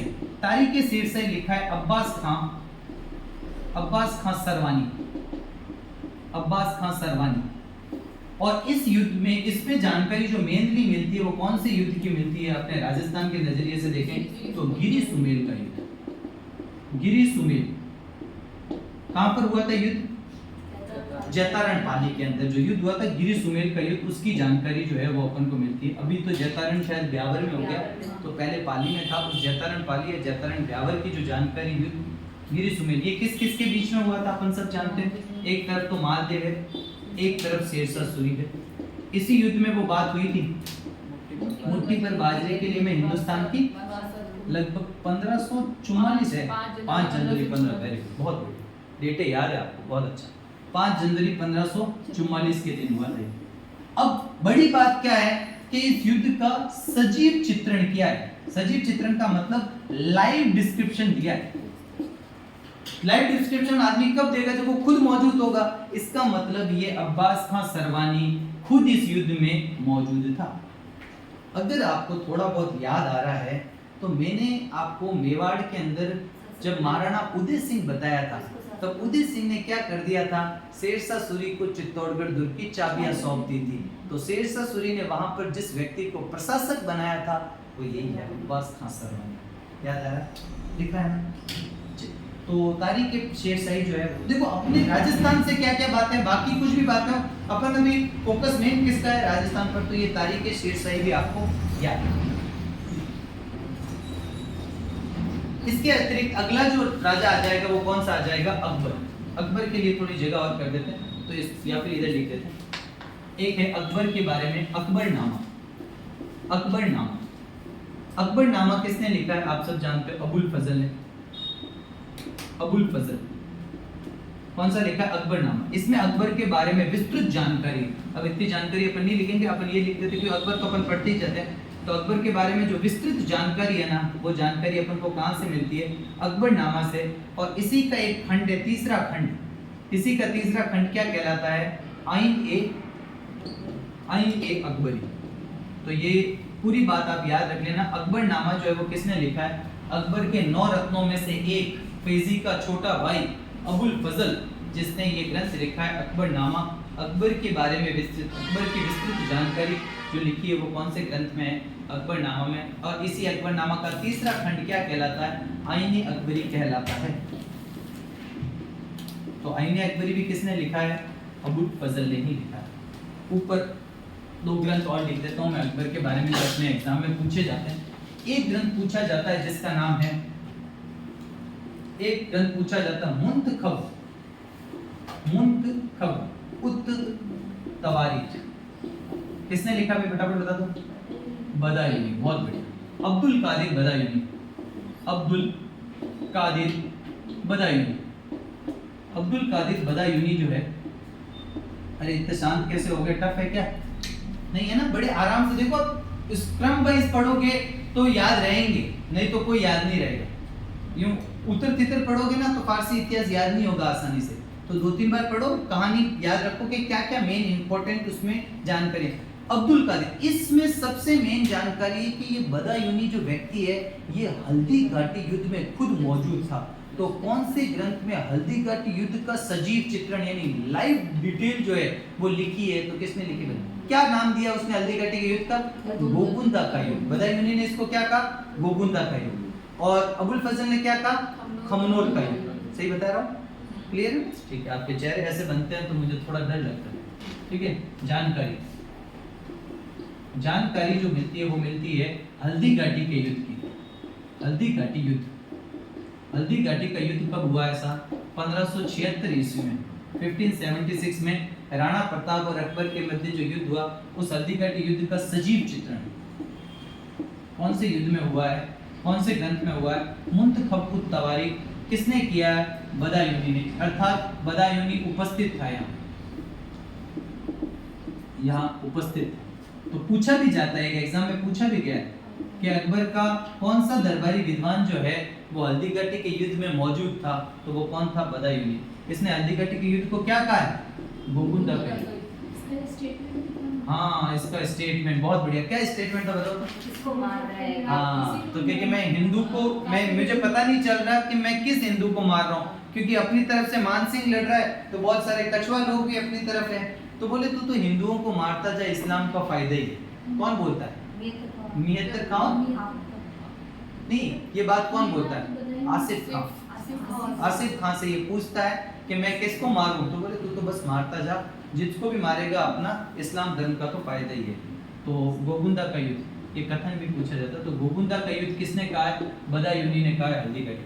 तो क्लियर है? अकबर का एक और ग्रंथ हो गया इंपॉर्टेंट आपका, मुंतखब उत तवारीख। पूछा जाता है, इसको इंपॉर्टेंट डाल देना, मुंतखब उत तवारीख को इंपॉर्टेंट। एक और ग्रंथ है जो पूछा जाता है, उसका नाम है तबकात ए अकबरी। अरे क्या कठिन थोड़ी है, बहुत आसान है। आप एक बार घर पे जाके देखोगे और कल मैं आपसे पूछूंगा, आपको सब याद रहेगा। देखो, तबकात ए अकबरी जो है वो किसने लिखा है? वो लिखा है निजामुद्दीन अहमद। और इस ग्रंथ में क्या विशेष जानकारी मिलती है? इस ग्रंथ में जो जानकारी मिलती है वो मिलती है जौहर का उल्लेख, जौहर का वर्णन जो है वो अपन को इसमें मिलता है। अकबर के बारे में जानकारी मिलती है अपन को इसमें, अकबर की जानकारी, अकबर के बारे में जानकारी। ठीक है। और एक जो जानकारी मिलती है वो मिलती है हुमायूं के बारे में, कि मालदेव हुमायूं की सहायता करना चाहता था। ये लिखा है इसमें, हुमायूं की सहायता करना चाहता था, परंतु शेरशाह सूरी ने अपनी एक सैनिक टुकड़ी नागौर तक भेज दी थी। नागौर तक भेज दी, ये बात केवल यहीं पर मिलती है और कहीं पर भी इस बात का उल्लेख नहीं कि जब मालदेव ने विचार किया कि हुमायूं की सहायता की जाए, परंतु फिर मालदेव को पता चला कि शेरशाह सूरी ने हुमायूं के पीछे एक बड़ी टुकड़ी भेजी है, एक नागौर में विशाल टुकड़ी नागौर तक पहुंच गई है, तो फिर मालदेव अपना इरादा जो है वो कैंसिल कर देता कि कोई मतलब नहीं है दूसरों के युद्ध में पड़ने से, और मालदेव जो है इससे, और तब तक हुमायूं जो है वो आगे निकल जाता है, कहाँ पर, पाकिस्तान की तरफ, यानी कि सिंध के क्षेत्र की तरफ निकल जाता है। तो ये याद रखना। मुंतखब तवारीख जो है वो तो लिखा है अब्दुल कादिर बदायूनी, जिसमें हल्दी घाटी युद्ध का उल्लेख है, और ये बदायूनी खुद वहां उपस्थित था, तो हल्दी घाटी युद्ध का सजीव चित्रण किया है। इसने हल्दी घाटी के युद्ध को गोगुंदा का युद्ध भी कहा। ये चेक सही बोल रहा हूँ, गोगुंदा के युद्ध इसी ने कहा। तबकात ए अकबरी, निजामुद्दीन अहमद जो है उसने लिखा, ये भी अकबर के बारे में जानकारी देता है। इसमें जोहर का उल्लेख किया गया है। जोहर सब जानते हो, एक शाखा होता है, उस शाखा में पुरुष करेंगे तो वो क्या है, केसरिया, यानी केसरिया रंग का बाना बांधकर पुरुष जब हार की संभावना लगती है तब मुस्लिम, जब जो भी मुस्लिम आक्रांता उन पर टूट पड़ते हैं, वो तो कहलाता है केसरिया। और महिला अपने सतीत्व की रक्षा के लिए जो करती है वो जोहर है। तो जोहर का जो फारसी भाषा में जो वर्णन किया गया वो तबकात ए अकबरी में। इसमें एक घटना जो है वो और कहीं नहीं मिलती। ये कहते हैं कि मेरे पिता जब हुमायूं इधर से निकल रहे थे, मालदेव तो उनकी सहायता करना चाहता था, लेकिन क्या हुआ कि पीछे पीछे शेरशाह सूरी ने एक विशाल सैनिक टुकड़ी जो है वो नागौर तक भेज दी थी, तो फिर वो मालदेव ने उनकी सहायता नहीं की। ये बात भी अपन को, मालदेव ने वो जोगी तीर्थ स्थल पर किसको कैंसिल किया? जोगी तीर्थ स्थल पे, हाँ, इसने वेट किया था मालदेव का, मालदेव इनसे मिलने नहीं आया। इसने मालदेव के पास में कई लोग भेजे थे। कौन कौन लोग भेजे थे? मीर आलम खान, हाँ, तीन आदमी, आफ्ता खां, आफ्ता खां और रायमल सोनी, रायमल, ये तीन आदमी भेजे थे। मुझे मीर आलम खां, आफ्ता खां और रायमल सोनी, तीन आदमियों को मतलब राजदूतों को भेजा था कि बात करके आओ मालदेव से, लेकिन मालदेव का फिर विचार कैंसिल हो गया। और उस समय तक आप मान लो 1540 तक तो नया नया शासक बना ही था वहां पर, तो मेवाड़ में कौन, उदय सिंह। तो अब इससे पहले अपन ने जो ग्रंथ देखा ना हुमायूं नामा, जो गुलबदन बेगम ने, उसमें यही बातें लिखी गई है कि मालदेव से कैसे हेल्प मांगी थी हुमायूं ने, ठीक है, साथ ही साथ मेवाड़ के राजा के साथ उसके कैसे संबंध थे, ये सारी जानकारी अपन को याद है। ये अपन जब मालदेव पढ़ेंगे ना तो थोड़ी बात और अपन कर लेंगे इसके बारे में। अभी ग्रंथों को आज पूरा कर लेते हैं, क्योंकि अपने तो थोड़ा ये टॉपिक बड़ा है, इसलिए इसको थोड़ा सा। अब आप बताओ अकबर के बाद कौन सा शासक आया? कौन आया अकबर का बेटा? जहांगीर। जहांगीर का समय था, मैं मेन ग्रंथ लिखा रहा हूँ, कोई लेके मत आना चाहिए, तो आपने नहीं लिखा है, ठीक है। तो जहांगीर के बारे में जो ग्रंथ लिखाया गया उस ग्रंथ का नाम है तुजुक ए जहांगीरी। तुजुक ए जहांगीरी,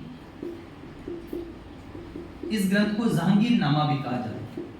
सलीम नाम था, वास्तविक नाम इसका सलीम था, और जहांगीर नाम से ये गद्दी पर बैठा है। और ये जहांगीर नामा भी कैसी है? आत्मकथा है। और ये किसने लिखी है? जहांगीर स्वयं जहांगीर पूरा इसको किया है, पूरा किया मोतमिद खान है, मोतमिद खान, ठीक है। इसमें क्या क्या जानकारी मिलती है? इसमें जो अपने लिए जानकारी है वो याद रख लेना।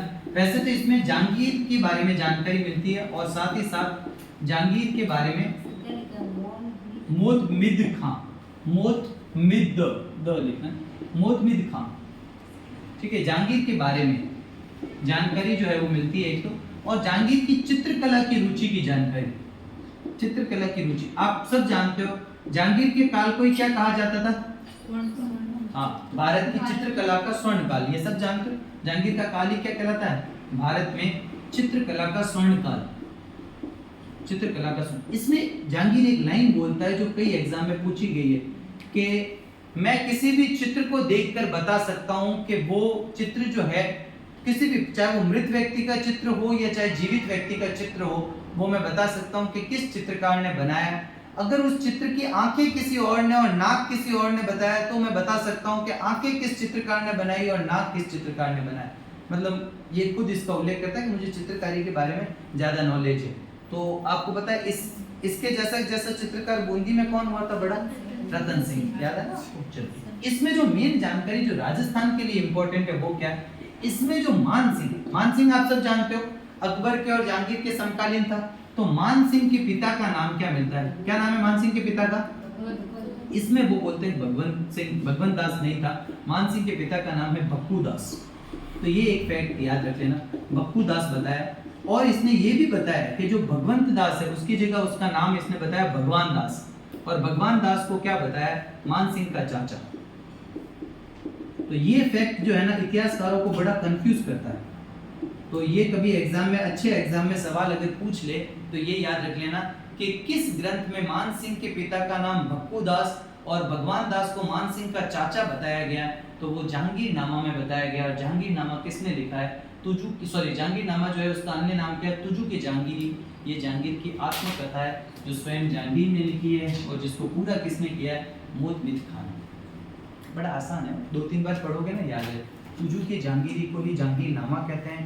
जहांगीर के द्वारा ये पुस्तक लिखी गई है और इस पुस्तक में जहांगीर के बारे में जानकारी, उसके चित्रकला के रुचि के बारे में जानकारी पता चलती है, उसके इतिहास के बारे में, उस समय दरबार में क्या क्या होता था उसकी जानकारी, और राजस्थान के संबंध में एक शासक मान सिंह के बारे में जो जानकारी है वो याद रख लेना। क्लियर है? जहांगीर के समय का एक और ग्रंथ याद रख लेना, जो तो मैं वो नहीं लिखवा रहा हूँ, जो सारे ये ग्रंथ वो हैं जो किसी ना किसी राजस्थान के एग्जाम में पूछे गए, तो आपको याद तो रखने पड़ेंगे। ठीक है, हाँ। तो इसलिए ये मत सोचना कि सर ये तो काम पूछा है, आप आज जाके क्वेश्चन देखोगे तो आपको सारे मिलेंगे, फिर कहोगे हाँ सर लिखा है तो बराबर है। समझ लो मेरी बात? तो यूं नहीं है कि नाम पढ़ पढ़ के सर कितने हुए? 10 हो गए? 19 अच्छा यूं नंबर, चलो ठीक है, कोई बात नहीं, थोड़े बहुत और देख लें। हाँ ठीक है ठीक है ठीक है। एक ग्रंथ आता है जिसका नाम है, एक जो ग्रंथ आता है जो लिखा है आपका मोतमिद खान द्वारा ही लिखा गया, और उसका नाम है इबादत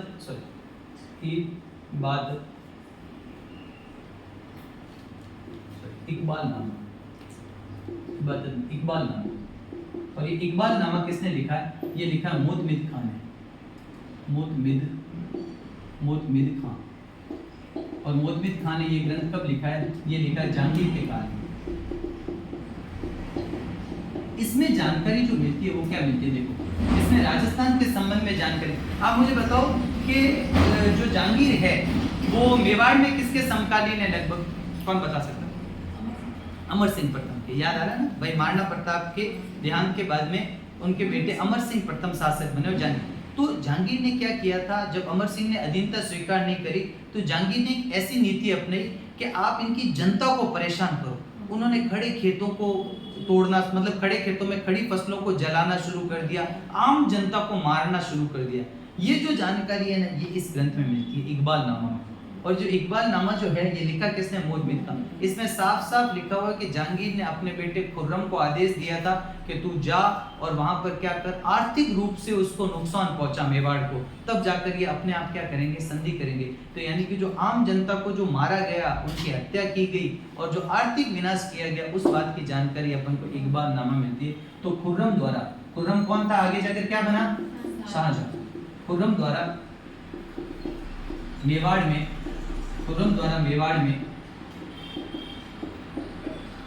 आम जन की हत्या व आर्थिक नुकसान की जानकारी, तो मेवाड़ में उसने आर्थिक नुकसान किया ना, उस आर्थिक नुकसान की जानकारी जो है वो अपन को मिलती है। तो लगभग अमर सिंह के समय की ये घटना है, ये भी याद रखने ना। एक छोटा सा और ग्रंथ है जिसका नाम है मखजान, ये तो सिर्फ याद रख लेना, नहीं भी याद रखो तो हटा देना भले इसको। मखजान अफगानी, ये भी जहांगीर के काल में लिखा गया। मखजान ए अफगानी, ये याद रख लेना। ये लिखा है नियामुतुल्लाह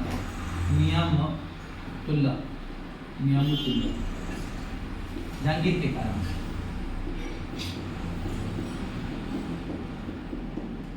राजस्थान के संबंध में इससे एक जानकारी मिलती है, वो मिलती है सिकंदर लोधी के नागौर अभियान की जानकारी।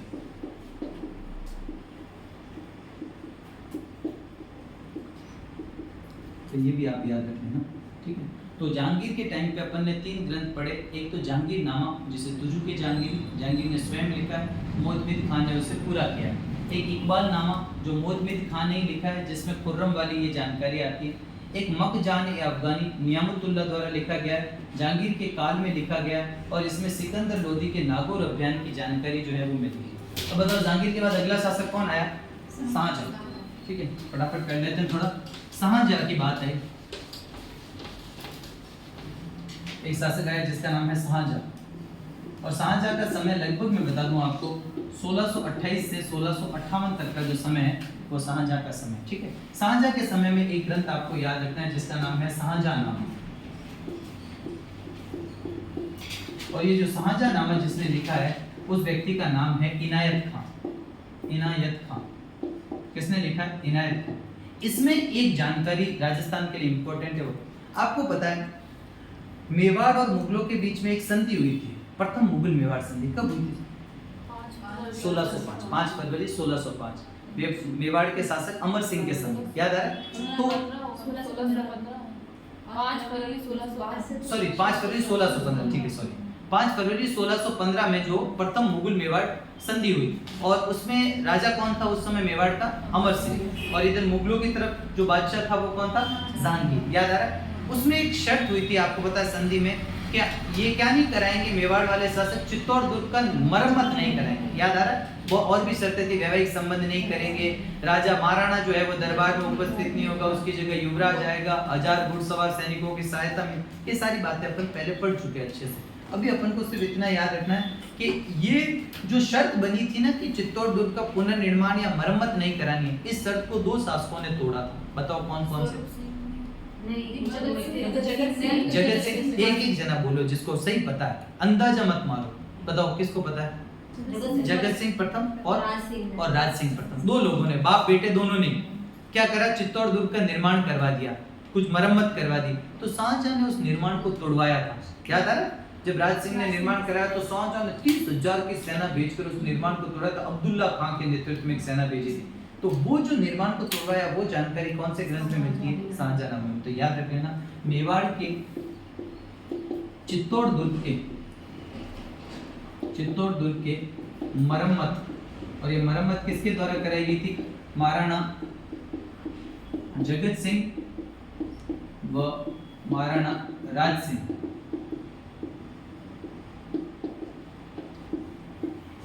को शाहजहां द्वारा तोड़वाया। शाहजहां द्वारा तोड़वाया। एक तो ये याद रख लेना। एक और ग्रंथ आता है शाहजहां के समय का ही, उसका नाम है बादशाहनामा। बादशाहनामा, और बादशाहनामा लिखा है अब्दुल हमीद लाहौरी। अब्दुल हमीद लाहौरी। इसमें जानकारी राजस्थान के बारे में जो इंपॉर्टेंट मिलती है वो मिलती है कि शाहजहां ने कर्ण सिंह के पुत्र युवराज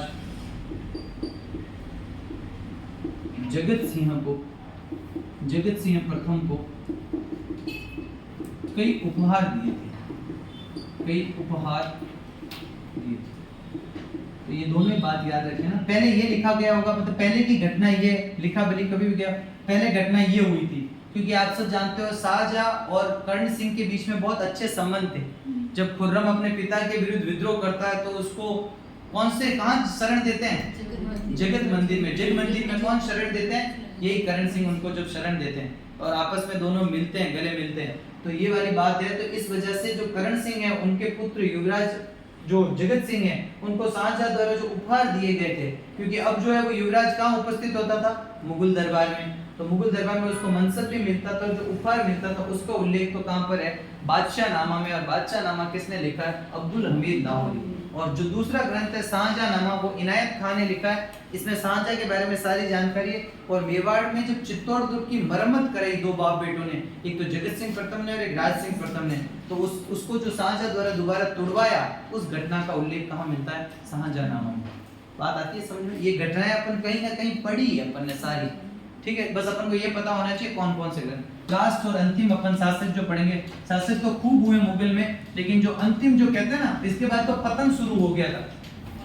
औरंगजेब के बाद से तो जो है मुगल सत्ता का जो पतन शुरू हो गया था। औरंगजेब का समय लगभग है 1658 से 1707, आई थिंक सो यही है। ठीक है, मोटा मोटा मैंने लिख दिया, कोई थोड़ा बहुत एक आध साल ऊपर नीचे हो तो वापस लेके मत आना, आप खुद देख लें। औरंगजेब ठीक है। औरंगजेब जो है उसके बारे में एक ग्रंथ आपको याद रखना, उसका नाम है फतूहात। ये आया हुआ सवाल, ये आया हुआ एग्जाम में। फतूहात ए आलमगीरी,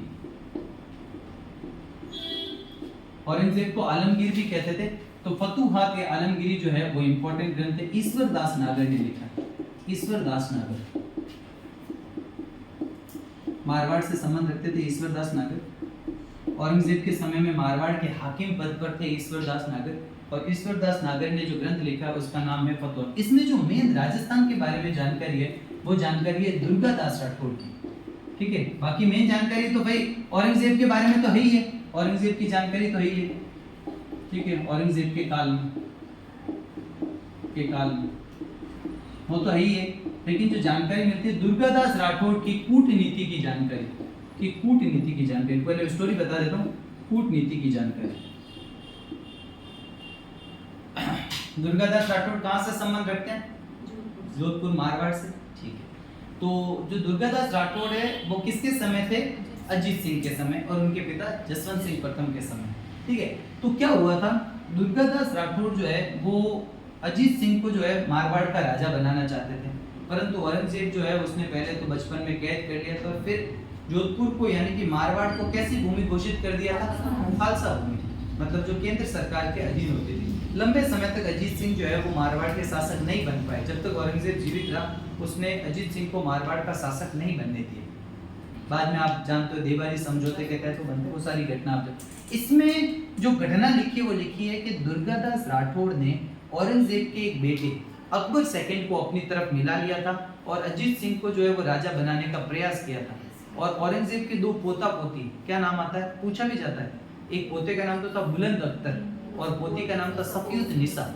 इन दोनों का पूरा पालन पोषण किसने किया था? और जब इन दोनों को लौटाया तब औरंगजेब ने पूछा कि बदले में तुम्हें क्या चाहिए? तो बोला बदले में मुझे कुछ नहीं चाहिए, मेरे जो राजा है अजीत सिंह उनको आप क्या बना दो, जोधपुर का राजा बना दो। तो उसने जोधपुर का राजा तो नहीं बनाया पर कुछ जागीरें और कुछ मनसब जो है वो दिया था। तो ये कूटनीति की जो जानकारी मिलती है जो दुर्गादास राठौड़ की, वो जानकारी कहाँ पर मिलती है? फतूहात आलमगीरी। किसने लिखा है? ईश्वर दास नागर। ये औरंगजेब के समय मारवाड़ के हाकिम पद पे था, तो उसने सारा पास से वहाँ का इतिहास देखा है और इसने इसका इतिहास जो है वो लिखा है। ये घटना आप याद रख लेना, एक तो दुर्गादास में, एक तो अकबर सेकंड की बात कर रहा हूँ मैं, और ये अकबर सेकंड को शरण दी थी। और अकबर सेकंड जो है वो कौन है? औरंगजेब का पुत्र। और इस अकबर सेकंड के बेटा बेटी यानी औरंगजेब के पोता पोती, इसके पुत्र और पुत्री का लालन पालन किसने किया है? दुर्गादास ने। पुत्र का नाम है बुलंद अख्तर और पुत्री का नाम क्या है? सफीयुत निसा। और जब इनको लौटाया था तो लौटाने के बदले जो है वो अजीत सिंह के लिए इन्होंने क्या मांग लिया? अजीत सिंह के लिए इन्होंने राजपाट मांग लिया, लेकिन उसके बदले इनको कुछ मनसब और कुछ जागीरें जो है वो प्राप्त करने के आदेश मिले थे। किसकी तरफ से? औरंगजेब की। तो ये घटनाएं अपन ने पढ़ी। अब आप देखो कितना आसान है, फटाफट एक बार हल्के हाथों रिकैप करते हैं, फिर कुछ नवीन ग्रंथ है फारसी के वो लिखवा दूंगा, काम खत्म। एक बार हल्के हाथों से, या फिर पहले नवीन ग्रंथ लिख लेते हैं फिर अपन चर्चा कर लेते हैं। अब जो है ना इनको तो वेरी वेरी इंपॉर्टेंट डाल दो। ये मैं 3 से 4 ग्रंथ लिखाऊंगा फारसी के जो बार बार रिसेंट में पूछे जा रहे हैं। ये तो है ही है, ये तो अपन को कभी पूछ ले तो बात अलग है, लेकिन अभी जो नवीन पूछे जा रहे हैं वो कौन कौन से? एक नाम आता है मुनवर ए कलाम। ये लिखा है शिवदास ने। मुनवर ए कलाम किसने लिखा है? शिवदास द्वारा लिखा गया। ग्रंथ का नाम है मुनवर। जानकारी बहुत ही महत्वपूर्ण जानकारी है इसमें। आप कोई मुझे बताएगा अंतिम मुगल राजपूत विवाह किस किस के बीच में हुआ? अंतिम मुगल राजपूत विवाह अजीत सिंह की बेटी का। अजीत सिंह की बेटी, बहुत बढ़िया। क्या नाम? अजीत सिंह की बेटी का नाम इंद्र कुंवर। चलो मैं बता देता हूँ किसके साथ हुआ। दिल्ली का कौन सा? फारूक शेर। बहुत बढ़िया, वेरी गुड, बहुत अच्छे मैडम। तो इसमें जानकारी मिलती है इंद्र कुंवरी व मुगल शासक मुगल सम्राट फारूक शेर। ये बाद के जो उत्तर मुगल कालीन के सम्राट है, मुगल सम्राट फारूक शेर के विवाह की जानकारी किसने लिखा है? शिवदास ने लिखा है। ग्रंथ का नाम है मुनवर ए कलाम। ये कौन थी? ये मारवाड़ के अजीत सिंह की बेटी थी। मारवाड़ के अजीत सिंह की पुत्री, अजीत सिंह की पुत्री। अजीत सिंह ने फारूक शेर के विरुद्ध विद्रोह शुरू कर दिया, ठीक है, कि मैं मुगल सम्राट की आज्ञा नहीं मानूंगा। तो मुगल सम्राट एक विशाल सेना लेकर कहां पर पहुंचा? मारवाड़। फिर जब संधि हुई तो संधि स्वरूप जो है इंद्रकुवरी का विवाह मुगल सम्राट फारूक शेर, इसको अंतिम मुगल राजपूत विवाह भी कहा जाता है। प्रथम किसे कहा जाता है? अकबर और हुरकाबाई वाला जो विवाह है जो 1562 में, उसको तो प्रथम मुगल राजपूत विवाह कहा जाता है, इसको अंतिम मुगल राजपूत विवाह कहा जाता है। अंतिम मुगल राजपूत विवाह ये लगभग आपको मैं बता दूं 1715 ईस्वी में हुआ, ठीक है। तो अंतिम मुगल राजपूत विवाह ये भी आप याद रखें, ठीक है। हाँ उस समय जैसे कि क्या? उस समय उस समय अभी तो बहुत हो गया। हाँ नहीं, अब तो खैर अब तो बात अलग है। अपन तो वो मुगलों की, अब तो मुगल का अब तो सत्ता ही नहीं, अब तो लोकतंत्र है, वो तो उसकी बात थी, ठीक है। चलिए राजतंत्र के समय की बात करें, अब तो बहुत सारे, अब तो इंटरकास्ट मैरिज वगैरह सारे होते हैं। तो मुनवर एक कलाम जो है उसकी बात होगी। एक ग्रंथ और पूछा जाता है जिसका नाम है तारीख ए राजस्थान। तारीख ए राजस्थान ये भी इंपॉर्टेंट ग्रंथ है। तारीख ए राजस्थान ये लिखा है कालीराम कायस्थ ने, कालीराम कायस्थ। और ये जो कालीराम कायस्थ थे ये कौन थे? ये सवाई प्रताप सिंह थे। सवाई प्रताप सिंह कहाँ के शासक बताओ भाई? जयपुर के। सवाई प्रताप सिंह का जो है वो दरबारी, सवाई प्रताप सिंह का दरबारी विद्वान है। नाम क्या है? कालीराम कायस्थ। उस ग्रंथ का नाम क्या है? तारीख ए राजस्थान। इसका मूल नाम, इस ग्रंथ का मूल नाम क्या था? इस ग्रंथ का मूल नाम था, इस ग्रंथ का मूल नाम जो था वो था नस्बुल अंसाब, नस्बुल अंसाब। तो ये याद रख लेना, नस्बुल अंसाब। तो दो ग्रंथ अपन ने और पढ़े। मुनवर ए कलाम शिवदास ने लिखा है जिसमें जानकारी मिलती है अंतिम मुगल राजपूत विवाह की जानकारी मिलती है जो इंद्रकुवरी और मुगल सम्राट फारूक शेर के बीच में हुआ। और एक जानकारी अपने ग्रंथ तारीख ए राजस्थान जो कालीराम कायस्थ ने लिखा है, सवाई प्रताप सिंह का दरबारी है। इस ग्रंथ का मूल नाम क्या था? इस ग्रंथ का मूल नाम था नस्बुल अंसाब, ठीक है।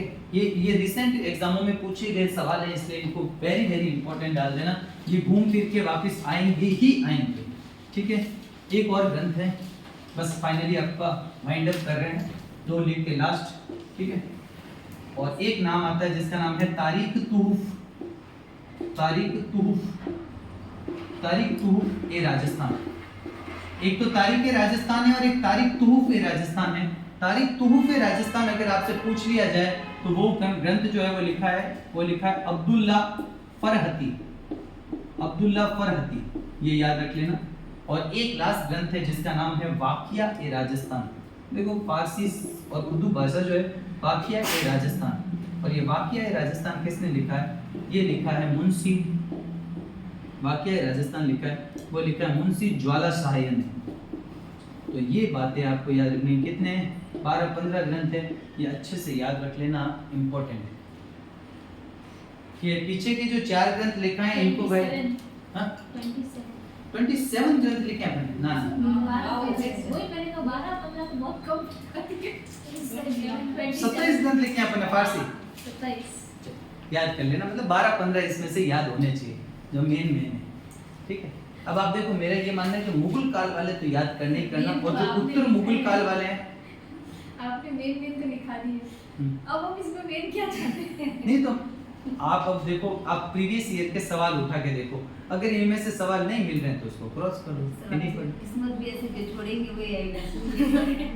छोड़ने से देखो फारसी इतिहास लगने को कठिन लगता है लेकिन बहुत आसान है, आपको थोड़ा तरीका पता होना चाहिए कैसे पढ़ना है। अब देखो मैं आपको बताता हूँ फटाफट। अपन ने शुरू किया कहाँ से? सल्तनत काल से भी पहले शुरू किया, गजनवी काल से। 2 ग्रंथ अपने महमूद गजनवी के देखे, एक तो अल उतबी ने लिखा, एक अल बरूनी ने लिखा। अल बरूनी ने लिखा, उसका नाम है तारीख ए हिंद, और उसका नाम ही किताबुल हिंद है। अल बरूनी ने, जिसमें महमूद गजनवी के भारत पर हुए आक्रमणों की जानकारी। एक तारीख ए यामिनी, वो अल उतबी ने लिखा, इसमें महमूद गजनवी के और उसके पिता सुबुक्तगीन के बारे में जानकारी। काम खत्म। गजनवी के बारे में 2 ग्रंथ हो गए, काम खत्म। फिर 2 ग्रंथ हैं जो सल्तनत काल के आरंभिक इतिहास को बताते हैं। जो कुतुबुद्दीन ऐबक और जो गुलाम वंश के काल को बताते हैं, वो कौन कौन से दो ग्रंथ थे? एक ग्रंथ का नाम था ताजुल मासिर जो हसन निजामी ने लिखा था, एक ग्रंथ का नाम क्या था? तबकात नासिरी, और ये ग्रंथ लिखा था काजी मिनाजुस सिराज ने। काम खत्म इनका भी। फिर अपन आगे सकीदत, अपन आगे खिलजी वंश में। खिलजी वंश के भी दो ग्रंथ बताए। मिफ्ताहुल फतू लिखा आमिर खुसरो ने, खजाइनुल फतू लिखा आमिर खुसरो ने। मिफ्ताहुल में जलालुद्दीन की जानकारी, खजाइनुल फतू में अलाउद्दीन की जानकारी। खजाइनुल फतू को ही तारीख अलाई कहते हैं, 1311 में लिखा गया है। खिलजी वंश भी साइड में दो ग्रंथ खिलजी के हो गए। फिर अपना पास में आया फिरोज शाह यानी कि तुगलक वंश का ग्रंथ। तुगलक वंश का एक ग्रंथ लिखा तारीख फिरोज से जियाउद्दीन बर्नी ने लिखा, और इसमें जियाउद्दीन बर्नी का एक और ग्रंथ मैंने आपको लिखवा दिया जिसका क्या नाम आता है? फतवा ए जहांदारी। फिर तुगलक वंश का एक के बाद में एक आपका सैयद वंश का, उसका नाम है तारीख मुबारक शाही। किसने लिखा सा तारीख मुबारक शाही? तो वो लिखा यह्या बिन अहमद सर हिंदी द्वारा, जिसमें किसके बारे में जानकारी है? सैयद वंश की जानकारी है। सैयद वंश भी आपका कंप्लीट, सैयद वंश का शासक मुबारक शाह के बारे में जानकारी। क्लियर? तो आपका ये वंश तो इधर वाला पूरा हो गया। लोधी वंश पर अपन ने कोई विशेष ग्रंथ की बात की नहीं। अब आपका कौन सा वंश आ गया? सा वंश आ गया आपका मुगल वंश। उससे पहले अपन ने गागरोन के किले पर जो अटैक हुआ उसकी एक ग्रंथ की बात कर ली। ग्रंथ का नाम है मुआशिरे ए मुहम्मद शाही, और ये लिखा है किसने? सआब हाकिम द्वारा। इसमें गागरोन के दूसरे साके का जो है वो उल्लेख है। फिर आ जाओ सीधे गुलाम काल में, सॉरी मुगल काल में। मुगल काल में बाबर का बाबरनामा, तुजु के बाबरी, उर्दू इसमें तुर्की भाषा में लिखा। हिंदी अनुवाद इसका, सॉरी फारसी अनुवाद इसका किसने किया? अब्दुल रहीम खाने खाना। कहता है मुझे किसने बुलाया? राणा सांगा ने। कौन कौन से फेमस इसने युद्ध लड़े? तो एक तो लड़ा पानीपत का प्रथम युद्ध और एक खानवा का युद्ध, दोनों का ही डिटेल डिस्क्रिप्शन इसने डाल दिया। क्लियर? आगे बढ़ते हैं। हुमायूं के दो ग्रंथ पढ़े, एक हुमायूं नामा पढ़ा, एक पढ़ा तज़किरात ए वाक़ियात। तज़किरात ए वाक़ियात किसके द्वारा लिखा गया? वो लिखा है ज़ोहर आफ्ताबची, और हुमायूं नामा जो है वो किसने लिखा? गुलबदन बेगम। गुलबदन बेगम कौन है? तो हुमायूं की बहन है। यही हुमायूं की आत्मकथा है। हुमायूं का डिटेल डिस्क्रिप्शन इसमें मिलता है। इसमें हुमायूं और मालदेव के बीच के संबंध, हुमायूं और शेरशाह सूरी के मध्य हुए युद्धों की जानकारी मिलती है। फिर सब आगे बढ़े शेरशाह सूरी। एक ग्रंथ शेरशाह का पढ़ लेते हैं। तारीख शेरशाही, लिखने वाला अब्बास खां सरवानी, बताता है गिरी सुमेल के युद्ध की जानकारी और उसका सजीव चित्रण के मैं खुद भी इस युद्ध में था, कैसे मालदेव और ये लड़े, कैसे शेरशाह सूरी को ये बोलना पड़ा कि मुट्ठी भर बाजरे के लिए मैं हिंदुस्तान की बादशाह हो सकता था। आगे बढ़ते हैं, आ गया अकबर। अकबर के अपन ने 3 ग्रंथों की बात करी। मेन अकबर की जानकारी का स्रोत है अकबरनामा, जो उसके एक दरबारी विद्वान अबुल फजल ने लिखा। उसका एक तीसरा भाग आईने अकबरी कहलाता है। एक अकबर के समय लिखा है, उसका नाम है मंतकब उद तवारीख। ये लिखा अब्दुल कादिर बदायूनी ने। इसमें हल्दी घाटी युद्ध का सजीव चित्रण है। हल्दी घाटी युद्ध को इसने क्या बोला है? गोबुंदा का युद्ध। ये बदायूनी जो अकबर का दरबारी था वो इस युद्ध में वहां पर उपस्थित था, हल्दी घाटी के युद्ध में। एक अकबर के समय और ग्रंथ लिखा गया है, उस ग्रंथ का नाम है तबकात अकबरी, लिखने वाला है निजामुद्दीन अहमद। इस ग्रंथ के अंदर जौहर का उल्लेख है, अकबर के बारे में जानकारी है, और हुमायूं की मदद मालदेव करना चाहता था, परंतु शेरशाह सूरी ने उसके पीछे एक सेना भेज रखी थी जो नागौर तक पहुंच गई थी। मालदेव ने अपना इरादा बदल लिया। आगे बढ़ते हैं जहांगीर। जहांगीर के समय अपन ने 3 ग्रंथों की बात करी। एक ग्रंथ लिखा जिसका नाम है तुजु के जहांगीरी। ये जहांगीर की आत्मकथा है, इसे जहांगीर नामा कहते हैं। इसको पूरा किया मोतमिद खान ने, लिखा इसको जहांगीर ने स्वयं ने। जहांगीर की चित्रकला की रुचि की जानकारी, और मान सिंह के पिता का नाम इसमें बप्पू दास, और भगवान दास को मान सिंह का चाचा बताया। और जहांगीर के समय में कौन सा ग्रंथ लिखा गया? एक ग्रंथ जहांगीर के समय में लिखा गया जिसका नाम है इकबाल नामा। इकबाल नामा लिखा मोतमिद खान ने। इस इकबाल नामा के अंदर जो खुर्रम ने जो अभियान किए हैं ना, कहाँ पर? अमर सिंह के समय मेवाड़ पर जो आम जनता को जो नुकसान पहुंचाया है, जो आर्थिक विनाश किया, उस बात की जानकारी मिलती है। एक और लिख दिया जिसका नाम है अपने क्या कहते हैं, अफगानी वाला ग्रंथ आ जाएगा मखजान ए अफगानी, और वो लिखा नियामतुल्लाह ने इसी के समय में, जिसमें सिकंदर लोदी के नागौर अभियान की जानकारी। कोई बड़ी बात नहीं। फिर आपका आता है शाहजहां। शाहजहां के समय 2 ग्रंथ। शाहजहां नामा किसने लिखा? शाहजहां नामा तो लिखा है इनायत खान ने। इसमें शाहजहां ने मेवाड़ पर जो चित्तौड़ वालों ने जो मरम्मत कराई, उस मरम्मत को तोड़ा, इस बात का उल्लेख है। राज सिंह द्वारा जो चित्तौड़ दुर्ग की पुनः मरम्मत कराई, उसको तोड़ा, इस बात का उल्लेख आता है। शाहजहां के समय एक और ग्रंथ आता है जिसका नाम है बादशाह नामा, या पादशाह भी कहते हैं इसको। तो ये बादशाह नामा या पादशाह नामा, ये किसके द्वारा लिखा गया? ये लिखा गया आपका अब्दुल हमीद लाहौरी। ठीक है। और इसमें जो युवराज, जब करण सिंह राजा था उस समय युवराज जो जगत सिंह को जो उपहार दिए थे उस बात का उल्लेख आता है। फिर औरंगजेब के समय में फतूहात ए आलमगीरी लिखा गया ग्रंथ, लिखने वाले का नाम है ईश्वरदास नागर। ईश्वरदास नागर औरंगजेब के समय मारवाड़ में हाकिम पद पर था। मारवाड़ को उसने औरंगजेब के समय पास से देखा है। वो दुर्गादास की कूटनीतिज्ञता की प्रशंसा करता है इस दुर्ग में, और सॉरी इस ग्रंथ में। और वो क्या बोलता है यहाँ पर कि दुर्गादास राठौड़ ने जो है इसके औरंगजेब के पोता पोती को लौटाया, उनका पालन पोषण किया, उनको लौटाया, और बदले में उसने क्या मांग लिया अजीत सिंह से, अरे अपने बदले में औरंगजेब से अजीत सिंह के लिए शासन मांगा था। तो ये उसकी कूटनीतिज्ञता का क्या है, परिचय, ठीक है। फिर साहब इधर वाले तो पूरे हो गए, 3-4 छोटे मोटे ग्रंथ और लिखे अपन ने, जिसमें मुनवर ए कलाम लिखा है। मुनवर ए कलाम किसके द्वारा, शिवदास द्वारा, जिसमें उत्तर मुगल काल के अंदर फर्रुख शेर और मारवाड़ की राजकुमारी इंद्र कुबरी के विवाह का उल्लेख है, जो अंतिम मुगल राजपूत विवाह कहलाता है। काम खत्म है। और कौन सा ग्रंथ अपन ने पढ़ लिया, तो एक ग्रंथ पढ़ लिया जिसका नाम है तारीख ए राजस्थान। ये लिखा है कालीराम कायस्थ ने। वास्तविक नाम इस ग्रंथ का क्या मिलता है, तो नस्बुल ए अंसाब इस ग्रंथ का वास्तविक नाम मिलता है। और ये कालीराम कायस्थ कौन है, तो सवाई प्रताप सिंह का दरबारी विद्वान है।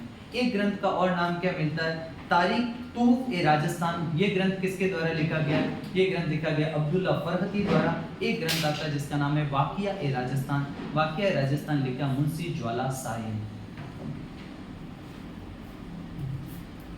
27 ग्रंथ है, तो 27 पढ़ लो।